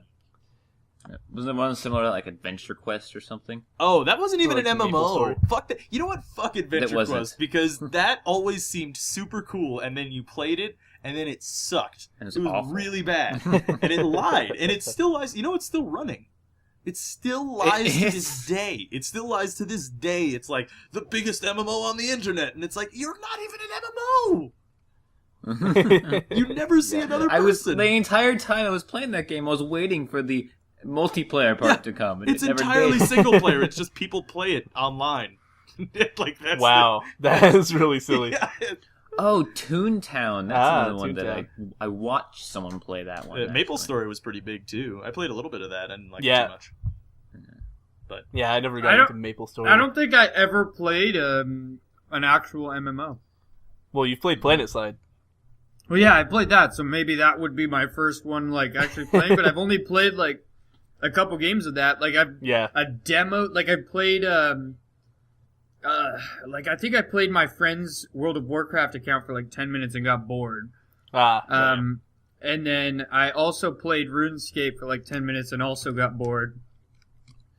And other than that, I don't think I played an MMO. Someone mentioned Moo Online. I actually did play that. That might have been my first MMO because that was a Oh. pretty cool game. I liked it, Moo Online. I saw somebody play that. I never played it. It was very competent. It was extremely competent. It was very good at the time. And it was great because at the time it was kind of your free alternative to like EverQuest or later World of Warcraft, which was nice. So So anyway, to move this along, we got a bunch of questions here. What is your favorite hero in Friction? I don't know if he meant fiction or if there's Pretty a game sure he meant probably fiction. meant fiction. Yeah. yeah, In hopefully. Friction. Yeah. Oh, that- Mike that- Boner is my favorite character. Yeah. Yeah, wow. Yep. Good. Yeah. um, Jeez Louise. hero in fiction. Man, I don't know. Oh man, like all the fiction or video game fiction? Because you're getting All pretty fiction. wild now. All fiction? Jesus. Han Oh, Solo, man. maybe. I can't. Actually, I can't really John like- McClane. I think that one's easy for me. I think John McClane is my favorite character in fiction. I really like Tyrion Lannister, actually. I think the idealized version of Samuel L. Jackson. Just Samuel L. Jackson as a character. Yes. Yeah. Yeah, Well, because he's basically a character now. He's basically fiction. Yeah, he just plays Samuel There's L. no Jackson. real Samuel L. Jackson. He just Yeah. plays Samuel. He really does. Yeah. I don't know, man. I can't think of a hero that is what I would No. consider my favorite. You know, there's too many of them. That's a tough question, man. Mhm. Odysseus. Tyrion Lannister from Game of Thrones, if anyone was wondering. Oh my god, what are people fighting about in the chat? Come on, guys. I don't know. Booties. Yeah. Cut the hate out, guys. There's no need for that. I think people are like arguing over who's going to be a mod. Like, it doesn't matter, guys. Yeah. Just Yeah, don't even worry about it. Like, it doesn't. Exactly. Yeah, we don't give a fuck. Don't try and police, Yeah. people trying to be mods. It doesn't matter. Yeah. I almost made the police. Next joke, question: what's on your guys' bucket list? yeah. Ooh, that's a good question. Yeah, I don't know. Yeah, my mom asked me this recently, and I didn't have an answer. Stop then. making me think with these questions. I don't really have one now. Yeah, these are impossible questions to answer on the spot. These are questions I yeah. need to contemplate. I need to debate this over like a couple. I've had one before that I knew I had, but I can't remember it, which is kind of sad, seeing it has to be kind of. I want to go to Europe. I think I've never done that. That'd be cool. Yeah. I think I had a chance Yeah, to go to Europe. just a lot of travel, basically. Yeah. if I was told that I'm gonna die in like a week or something, then I would probably, probably go to Europe. Yeah. That would be a very nice place to live. It's not that I dislike North America. I grew up here, but just stay in Europe for a while. To a large degree, I You're do going to, like, dislike Alaska. North America. I still love. Yeah, New there's York a lot of City, things I don't It's like very about it, lame. but there's also a lot of stuff that we take for granted. though. There's a lot of stuff I Yeah, love fair about it. I'm not. Yeah. Disney I World. would- Yeah, Oh God, Universal is the best. Oh my God, it's so cool. So cool. Okay. But, I just want to go. to that. Sorry. I know. You know what? I would want to see the Northern Lights. That's what I'm They're going to say. pretty cool. Or be able to do some kind of yeah. really cool astronomy, like Actually, thing somewhere where Going the- into space, that is definitely on my bucket Yeah, list they could. because I think in my lifetime I'm gonna be able to affordably go to space, and I totally want to do that. And my mom has asked this to me before, where it's just like, okay, you have the chance to go to space, but you're gonna die. You're not gonna come back. Would you do it? And I'm just like, fuck yeah, totally. Because I mean, that's like how many people. How about how much of space are we talking about here? Just up in orbit? I or- mean, I wouldn't really care to be honest. Are they just like shooting you out of a cannon? Yeah, and well, then yeah. you end up out of If the I- All right, atmosphere go and to die? space. There you Maybe go. not. But I mean, if I get to chill, Yeah, you're dead, if but I get you're in to chill space, in space you and know. then I'll die out there, that'd be awesome. You'll make it up there, but Yeah. I'm not going to say you're going Like to how come many back down. people I have mean- died in space alone? Like that alone is pretty awesome. Not too many, yeah. No I one's- kind of forgot no about that. one's died in I do space. kind of want to die in space. Like, just launch me into space. I don't care how I die. Like, if I die, just Do you know how suffocating. painful it is to die in a vacuum, though? It's not fun.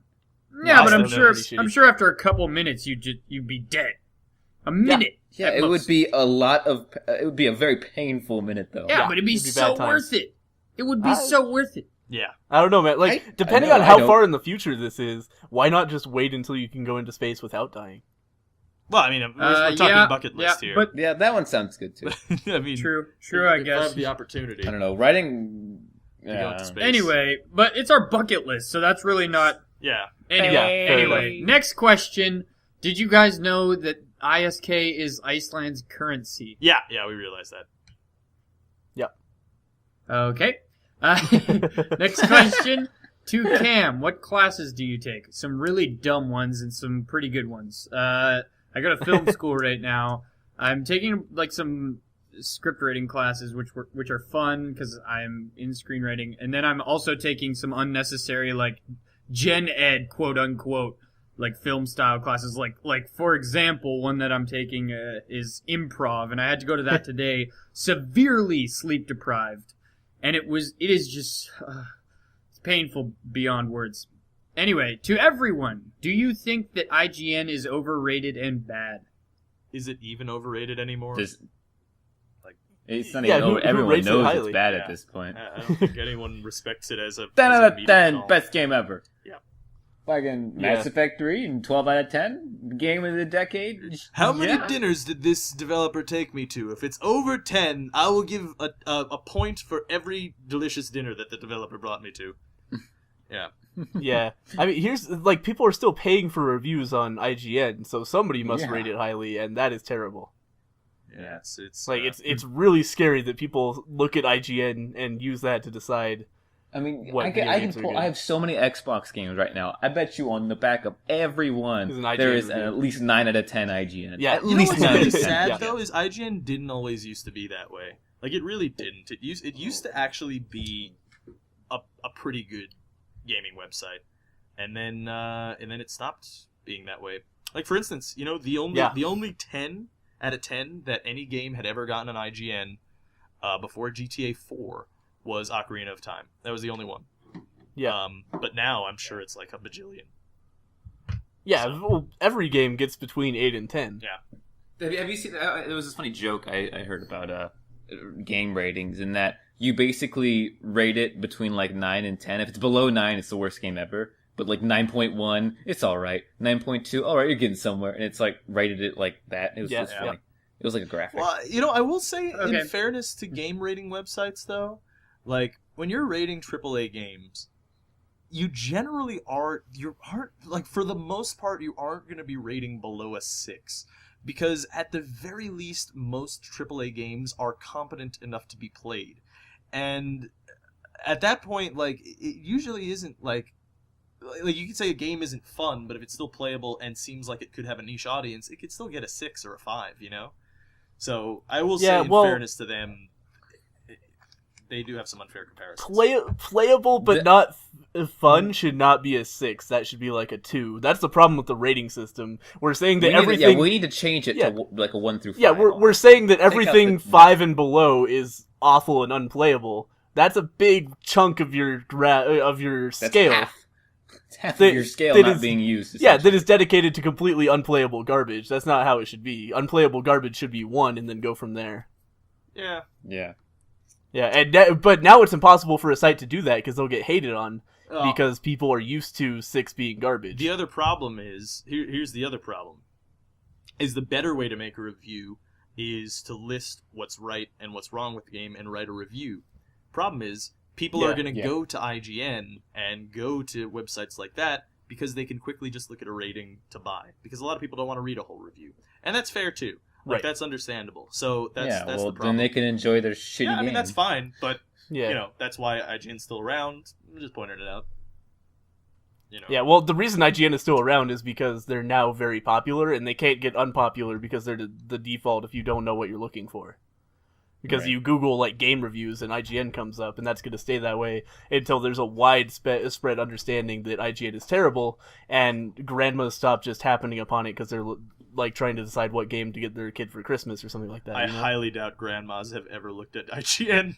I think they're just like, oh, Pokemon, Really? look, monster game. I'll buy Really, that for my son. if you're a If I'm an 80-year-old Like, I'm woman, not- no, I won't be looking at IGN. no, grandmas aren't 80 years old, man.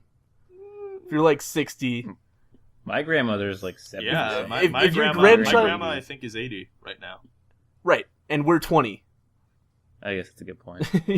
If you're looking for a game for your like 7-year-old grandchild and you have an understanding of computers, you're gonna go on Google, look for game review, and be like, you know, an IGN's gonna come up. I'm like 100% positive that grandmas have in the past been on IGN.com. Well, yeah, I'm not saying that it's outright. It never happened, but I will say Yeah. that I don't think grandmas are the ones that are leading No, IGN's no. ratings either. It was just an example. Yeah. But things like that, situations like that, parents, you know, Well, here, you go let's- online, you let's try to see. figure out what. If I look up you're- best Wii games, the top one. Actually, well, IGN is the third one. I was surprised. I thought IGN would be the Yeah. top one because I'm sure that's what people would search is best Wii game Yeah. or something. Best Wii yeah. games. Yeah, exactly. And then you go and yeah, Well, Metacritic. everyone knows how good that Yeah. is, but- Metacritic is just 10 out of 10 on the critic side and 1 out of 10 on the player side. Yeah. It's just how it is always. Romanticor says grandmas are too busy looking up hot singles in their area. Yeah. What is this And trying to click- toolbar? Best game toolbar? Ooh. Click to win $1 million. Damn it, Austin, you stole my joke. Ah, I want $1 million.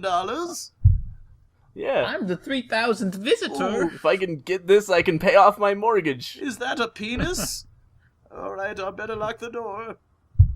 Okay, moving Here on. we go. And in Okay, comes, so I would like to- Austin's drunken abusive father. Grandma, what are you doing? I'm gonna go beat Austin.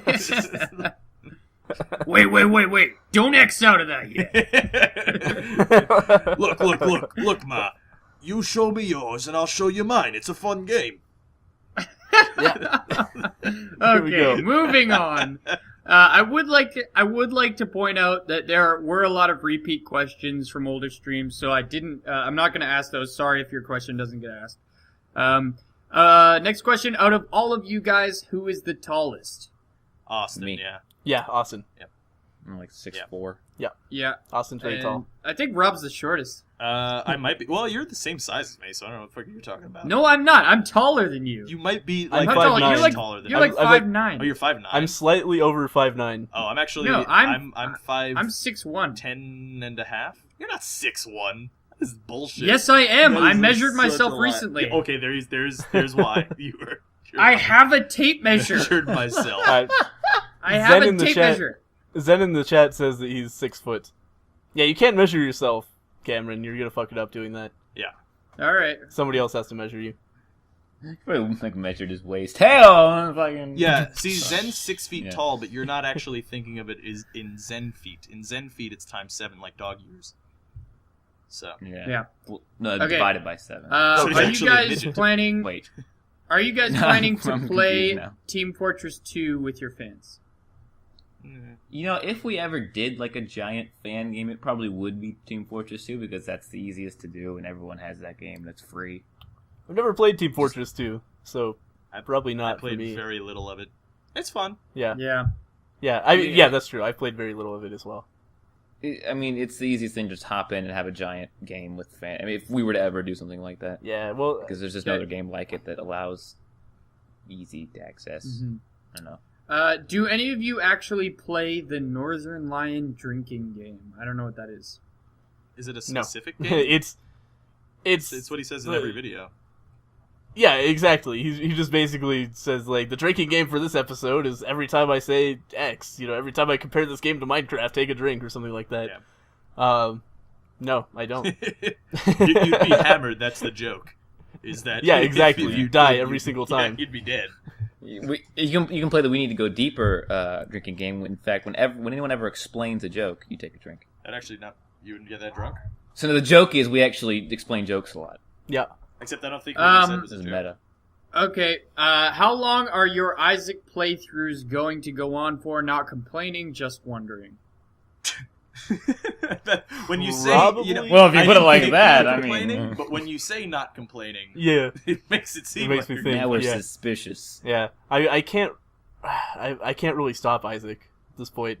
I've made a Yeah. huge mistake. It's never going away. I'm trying to like move my channel a little bit away from the Isaac stuff, just because it feels like that's something that you can get stuck in, and Yeah.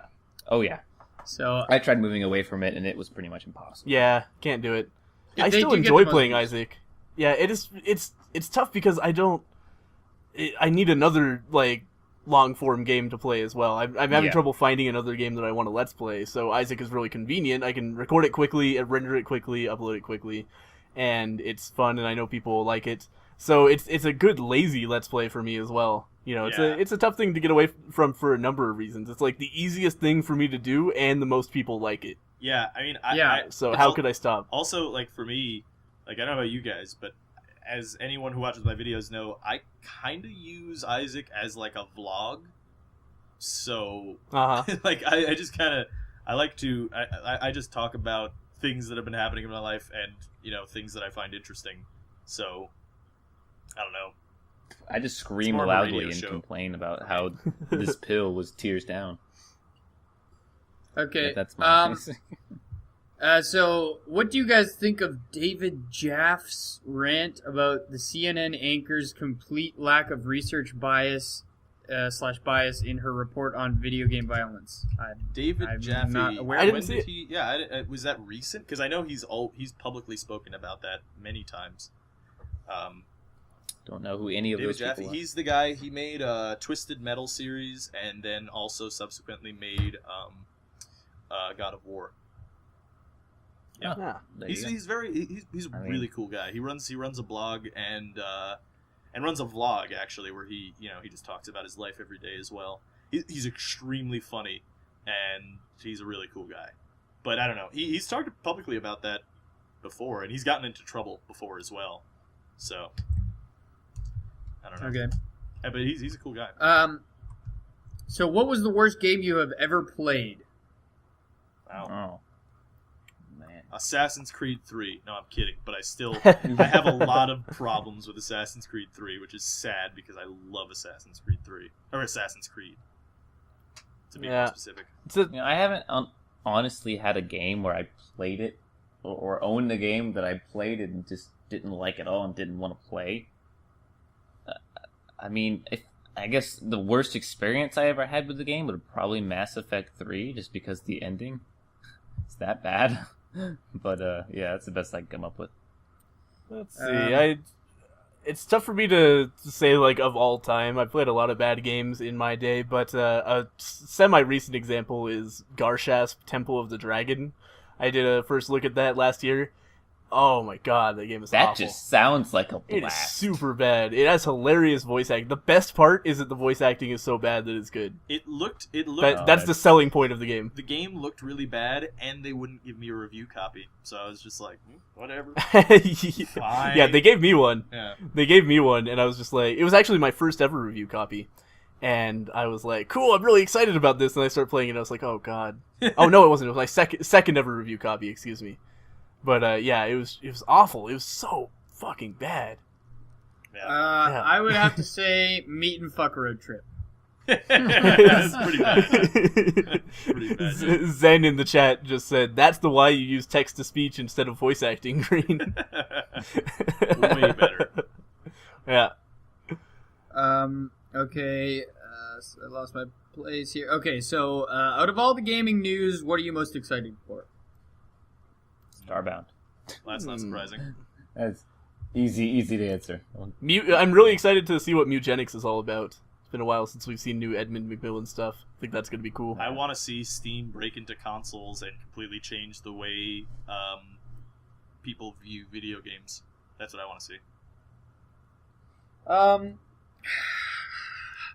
I guess I kind of am excited the most right now. I'm not like super excited about video games right now just because I'm so busy with school and shit. It's like hard. But out of the newer stuff that I've heard, I'd probably say StarCraft sounds like the most intriguing thing that Yeah, I've heard Heart of the Swarm. in a little while. It's gonna be cool, man. Yeah. You know what's really interesting about Heart of the Swarm is they've talked about this. So in case you guys don't follow esports, which I'm sure a lot of people don't, StarCraft has been losing favor in the esports scene for a long time. I mean, League of Legends has dominated the esports scene for a long time as well. Because, even at MLG, League of Legends will get 120,000 viewers regularly, while StarCraft will get like 30,000, which is still good, don't get me wrong. And in fact, 5 to 6 years ago, 30,000 would have been fucking insane. But at this point, it's kind of losing favor. And in my opinion, that's because League of Legends is free to play and StarCraft 2 is not. So they've kind of hinted at the idea that they were going to release the multiplayer as a free to play service. And I think that they should. If they want to stay, they don't need it for the money, but if they actually really want to stay... Uh-oh. There goes Rob. There goes Rob. There goes Rob. We almost went a full That thing without it. sucks. Okay. Well, to keep this rolling here, who is the real hero, Sam or Frodo? I'd have to say Sam. They're both heroes. Why does there have to only be one? I guess. Well, then who's If you the had to better? choose. Who's Who's more better? Yeah. No, they're a Yeah, team, better man. green. They're a team. Frodo. It's not. I don't know. I think I'd have to say Sam. Frodo, he's the Potatoes one is you the real relate to hero. the most. He is the hero of the story because he is the one that you go through the whole story Well, with. He's the and- protagonist. Yeah, he's well, yeah, that's what I'm saying. But like, he also is the most relatable of the two.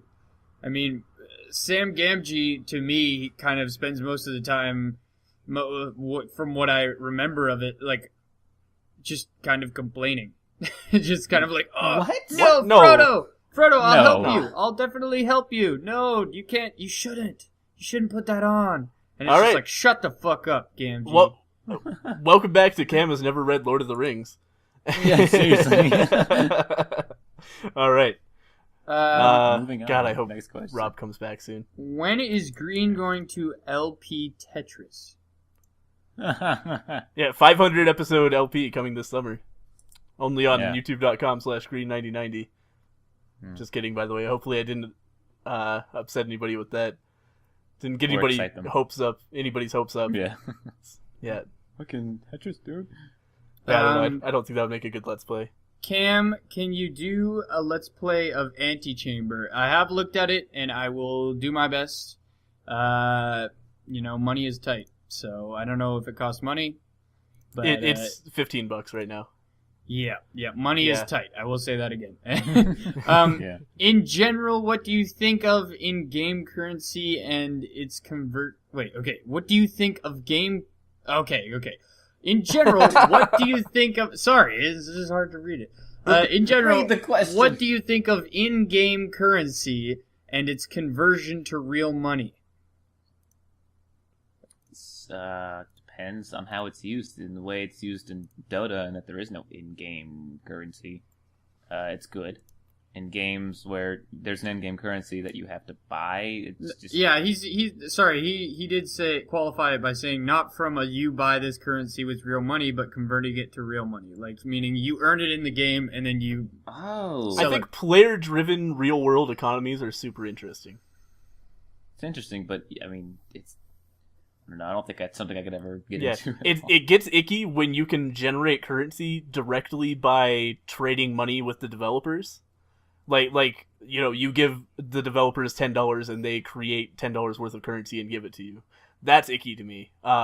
When it's players trade like the currency that they've earned in the game for PayPal money, that's cool. That makes really interesting systems because people care about the game on a level they wouldn't otherwise, and I think that's neat. Mm-hmm. Okay, PoE. Do you think it's worth my time? Yes. Yeah. Yes. It's Definitely. free. It's free, Try it so out. why not? Try Yeah, it out. See if you like it. I am. This is coming from somebody who played too many hours of Diablo 2. Like even recently, I re-downloaded Diablo 2 when I was like living with Rob, and I would play it all the time because it was fucking awesome. And it pains me to say, but I think PoE has improved upon Diablo 2 in many ways. So. Try it out for sure. Do you watch? Oh, I can answer this. Do you watch Game Grumps, Wolf? Yes, he's a fanboy. Well, harsh. Yes, I watched them. Yeah, he's a lot. He's basically a ripoff of the Game Grumps. Sure. He's like a walking, It's like- talking it's like- ripoff, even when he's not on camera. Here's a good one. How has your day been? Bean? How was my day, Bean? Yeah, how has your day no. been? How was your day? I thought, no, it's been great. It's alright. My computer crashed during a render, so I had to start it over, so that sucked. I took a nap, started the podcast. Well, my day has been kind of painful because I stayed up all night and then I went to class and now I'm here. Not that this is painful, it's just that I really feel like going to bed soon. Yeah. Like literally this morning I got up and I was falling asleep in my chair talking to Rob on Skype simultaneously. Oh no, I was actually in Rob's video this morning. yeah, I completely that's right. forgot about that because I was so tired. Falling And- asleep during the video. Yeah, I was literally sleeping during his video while I was talking to him. So it's been interesting to say the least. To Cam, are you excited to defeat Ganondorf in Wind Waker? Fuck yes, I will destroy him and eat his children if he has any. No children. I'm really interested to see if Cam will ever get that far. Yeah, I see it taking a long time. Yeah. If you don't know what we're talking about, because a lot of you probably don't, Cam tends to stream Wind Waker. And he's awful at it. late at night. Yep. You could probably Yeah, you can it's- go to his channel and watch the streams if you're interested. They're very funny. Yeah, they're very fun. They're funny, and if you're a Zelda fan, it's kind of hard to watch. Yeah, and if you're Yeah. from Europe, it's especially convenient. Well, actually, it might be especially inconvenient depending on where exactly you live. I don't know, but a lot of the time Quit while you're ahead. we have a lot of European viewers because of the time zones and all that, and we usually do it very late. So In sometimes fairness, though, those European viewers have ruined their sleep schedules to watch it. yeah, but Yeah. as have we. So Yeah. Yeah, similar. check it So out we're if all- you're up late sometime. I'm probably streaming Wind Waker. We always tweet when we're streaming. Yeah. Yeah. Yeah, you should. Good rule of thumb: follow us on Twitter so you can tell when we're streaming. To everyone, what would you do in a moral decision? Do good or do justice? Justice! It's the same thing. Justice! No, I think it's like I think I get what he's asking, like a Batman-esque kind of situation, literally. Like you have to do something that might not be morally right, but would be justice, I guess.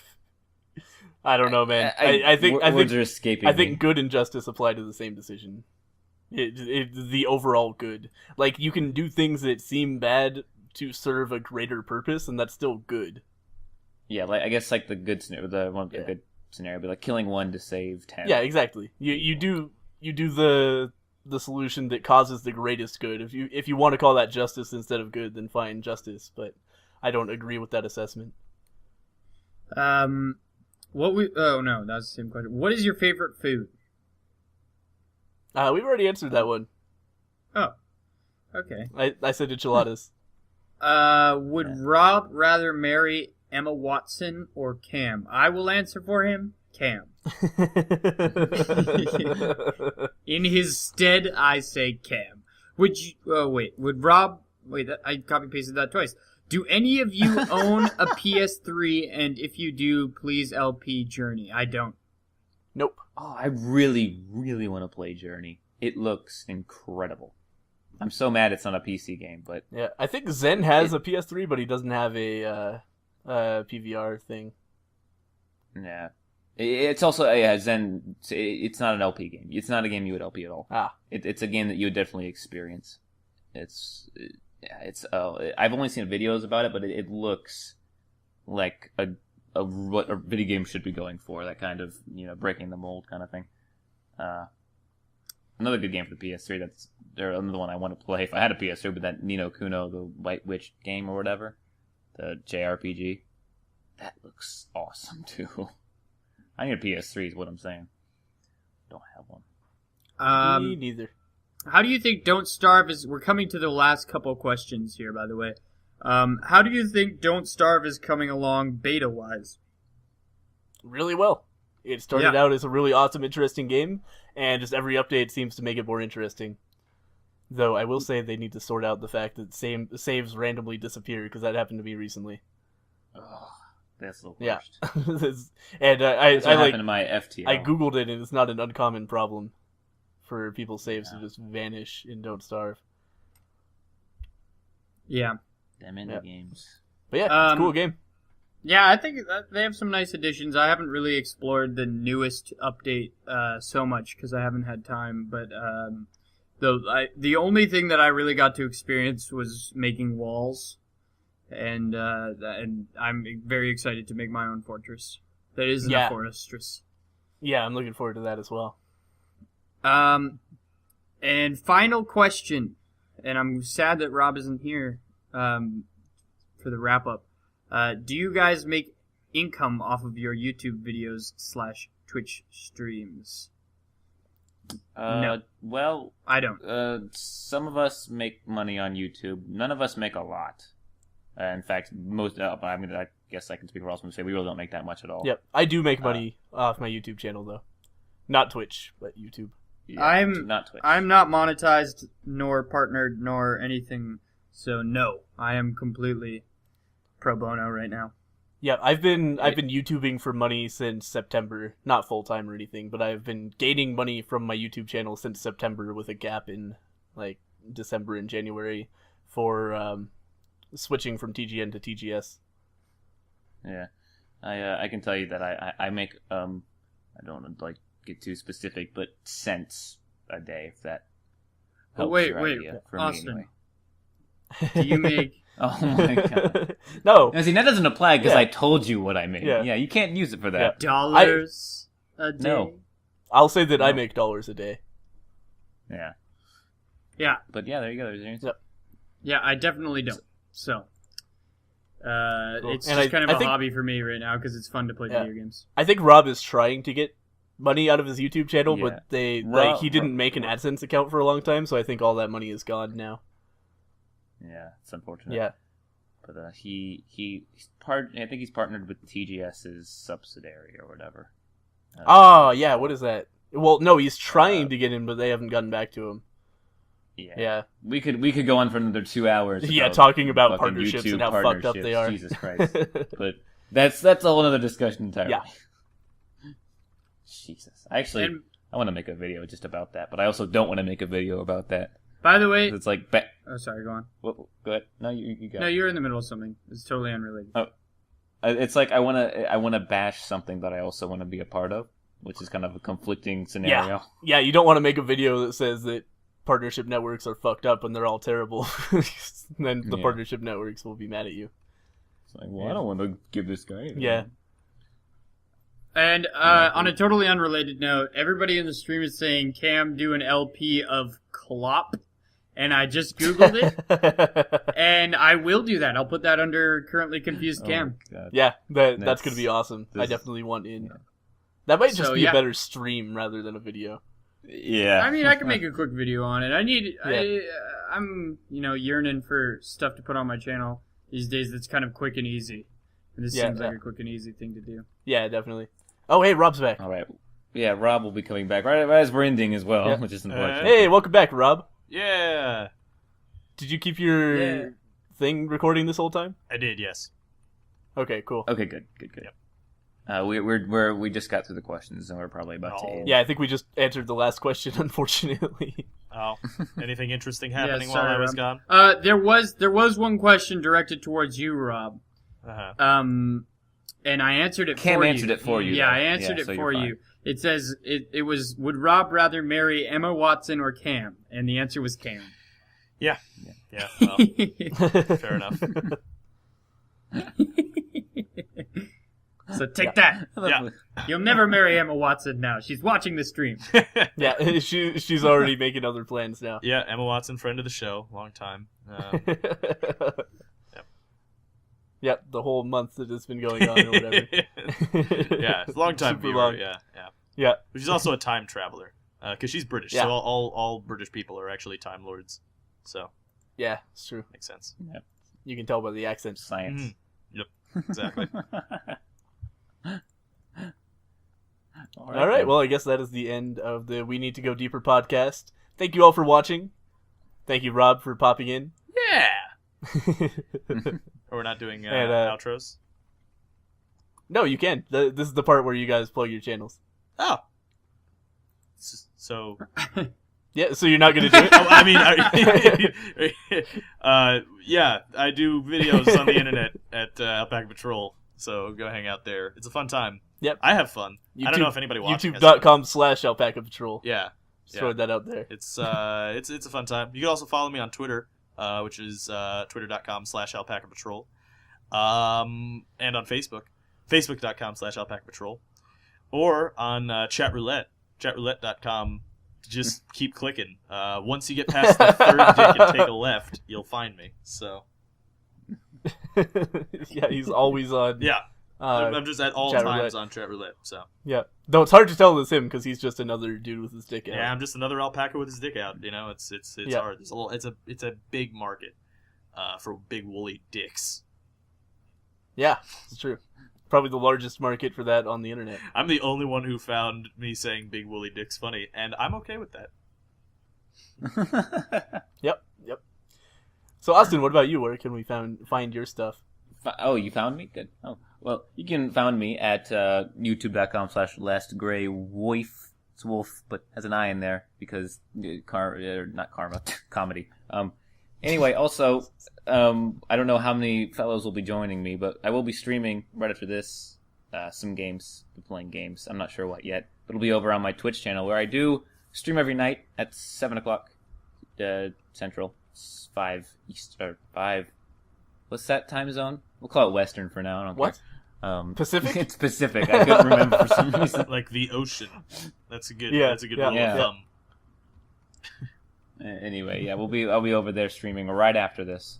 I'll go. That people are asking. I'll go ahead and put it in the chat as well. But yeah, I do that every night, 7 o'clock Central. Oops. Boobies. I linked all the channels, and the only one that didn't work was Wolves. Well, yeah, you put a comma instead of a period. All right. And what about you, Cam? Where can we find you? You can find me down on 6th Street turning tricks on the corner. Yeah. But if you want to find me online, you can go to any porn site. I'm usually one of the top results. Also, if you want to see some YouTube videos, currently Dancing Cam, I'm bad at video games, so, prepare for pain and suffering, but also, hopefully, some laughter, some crying, some tears of joy, and maybe you might end up pregnant at the end of the video, so... Yeah, that's never a good thing. Good advertising there. You could be Arnold Schwarzenegger pregnant, so you don't have to actually be a girl either. So... Yeah, that's exactly what I meant. Is Yeah. you'll all be Arnold Schwarzenegger pregnant by the end of my videos. Yeah. Yeah. And that means that Danny Even if you're a DeVito girl. is the father, and do you really want that? You shouldn't watch Cam's videos. Yep. And also we stream on twitch.tv/currentlydancingcam, twitch.tv/lastgraywoif, and of course where you are right now, twitch.tv/green9090. Basically one of those every single night, at least a little bit. So follow us on Twitter or just follow us on Twitch if you want to find out about that stuff. And me we're eventually. also working on consolidating. Yeah, we're working on consolidating to one Are channel. we really? But we're I thought Yeah. you were the main force against that, so I guess now we are. Well, I said we were working on it. Okay. You didn't say we were going to do it because he's still going to be an obstacle to it, just bringing it up. All right, so yeah, we'll definitely let you know if that happens. Thank you guys for watching. We'll see you next time. Peace! Yeah, every time, an awesome ending. Yeah. It's always good.